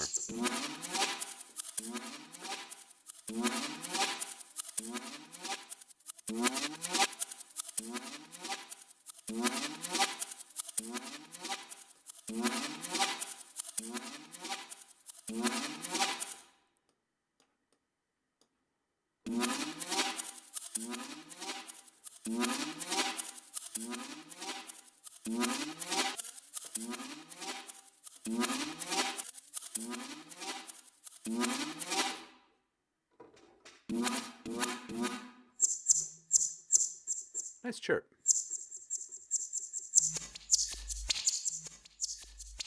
Put an audio file into MIDI, yeah.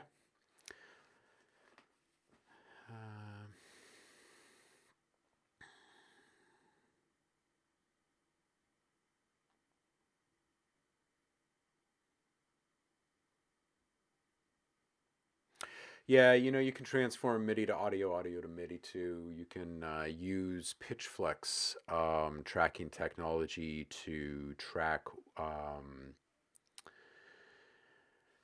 Well, the same way that your program is capable of tracking the transients and identifying them, it can do the same with the pitch, obviously. And you just transform that into a MIDI track, into a sampler, basically, right?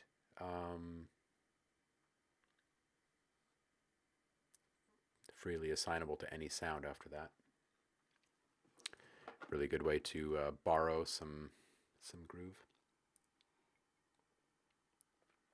I know there's a way to groove mine in pretty much all the DAWs nowadays, but this is perhaps a bit superior in some cases. So it gives you the full MIDI.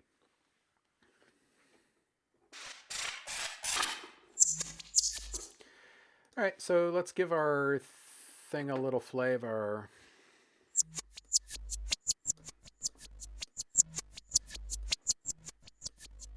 Oh, I was already on the spread. Ha.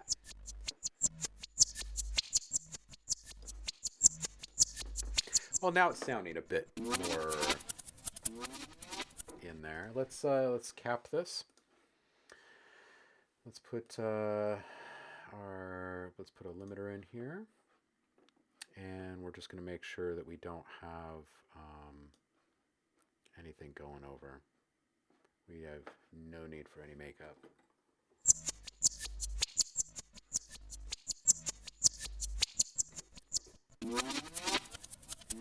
All right, let's see how one of these resequence sounds now.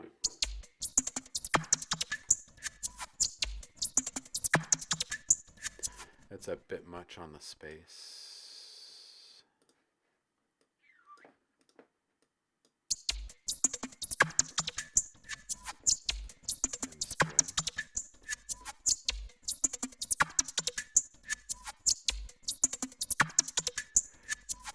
Oh yeah, see the phase is actually kind of nice right in the middle there.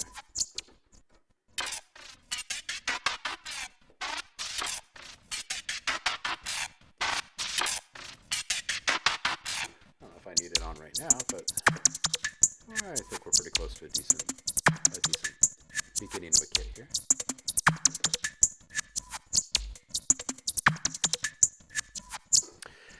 Maybe we'll have to revisit this one.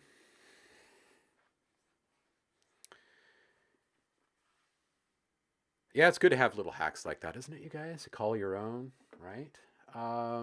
Let's call this something. So we don't lose track of it. We can revisit this in a future stream, too. You guys can play director.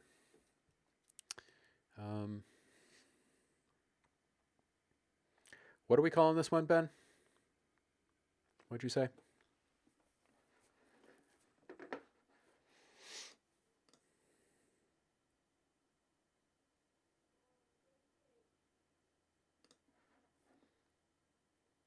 Just great. That's where it is. Oops. I should be in the right program here. Just great.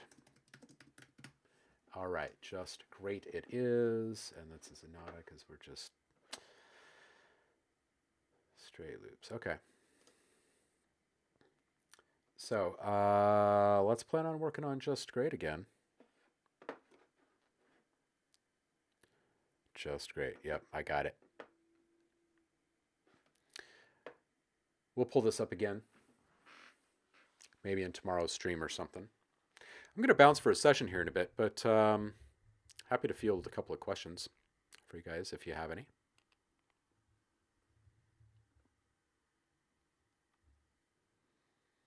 In case you missed it, since my audio was still fine, I opted not to bother with the Ethernet.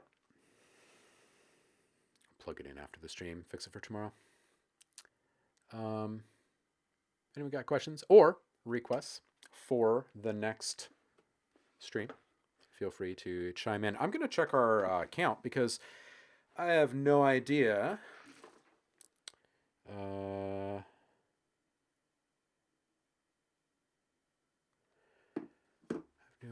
Jason Butler, hey! That was an hour ago. I missed it. That must have been during break or something. That's a couple more. Sorry I missed you, Jason. I don't know if you're going to circle back and check out the stream, but I miss you. Let's see here. Let's just do a quick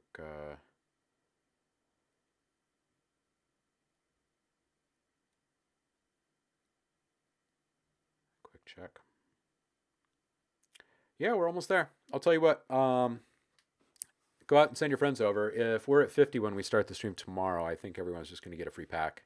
Just because I'm feeling all the love from you guys. I want to kick it back. And if you guys just straight, it's like you guys have just bum rushed us right past the affiliate waiting window. And we haven't even.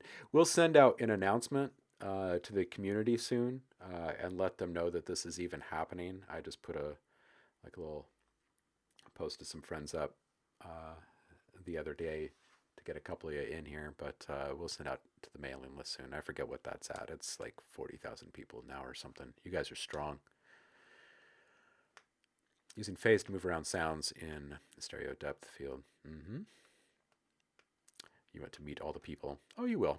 You will. You stick around, Nick. You'll meet them. Discord will be good for that.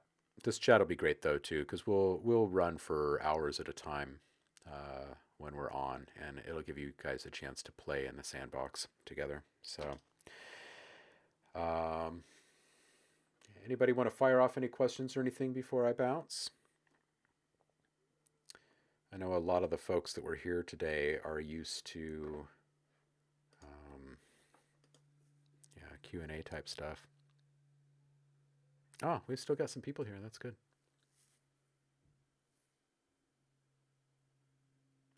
Some good names in the chat today, by the way, guys.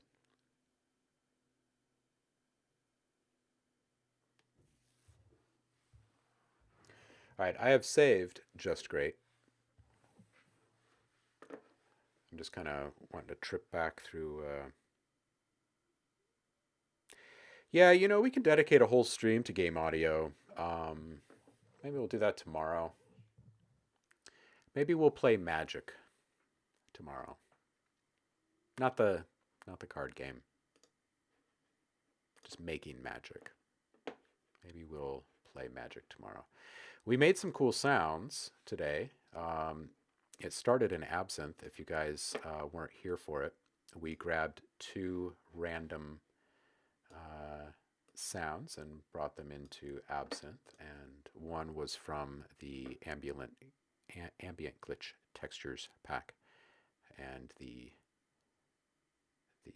second was a chopping sound from the Found Sounds for Beatmakers pack, and we made some of these sounds here. These sounds are quiet right now, and then we brought some of them down. Some of them sounded like this.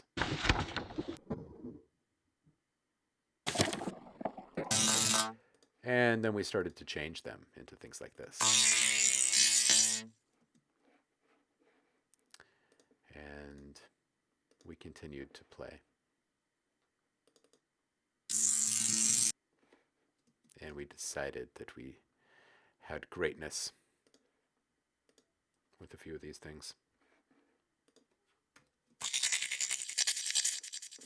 We made cool alien sounds. We had another round of Absinthe where we played with the envelope engine.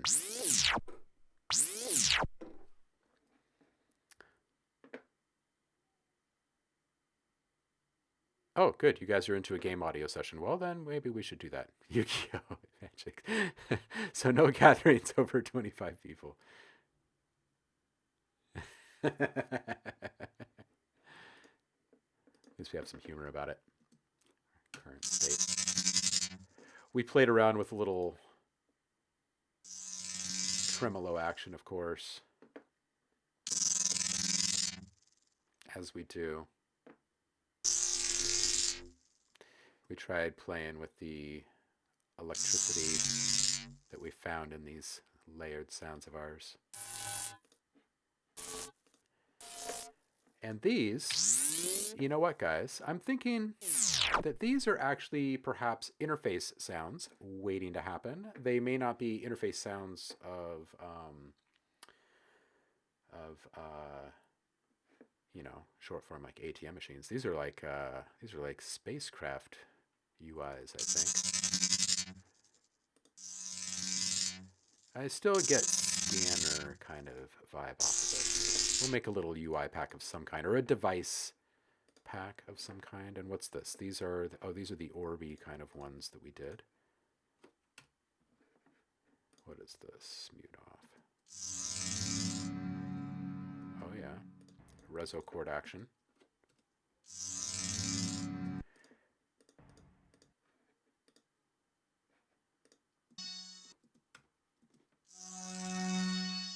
We played with some drone tones in Space Designer, and we even played with some atmospheric type weirdness here. Where's that source sound from on audio 6? Audio 6, right here. That one right there. Those are from our original Absinthe sounds. We took and added a tremolo to our original Absinthe bounce, which would have been this. It would have been this track right here. So let me mute this and let you hear that. It was this stuff. These ratchet kind of quality type sounds. That's what the source sound was originally for this one. And then we just kept riffing on it. Or actually, hold on a second. We brought that sound back into Absinthe. That's what we did. And we riffed on it. It wasn't a tremolo. It was a ring mod. I'm remembering it now. Same effect. If you go back in the stream, probably about 2 hours, you'll find it. And yeah, so we did some stuff. It was a little rangy, but we did some stuff. And we'll come back in and we'll work on each of those things some more. I'm saving each one of our streams so we can go back in and make edits and pull stuff out.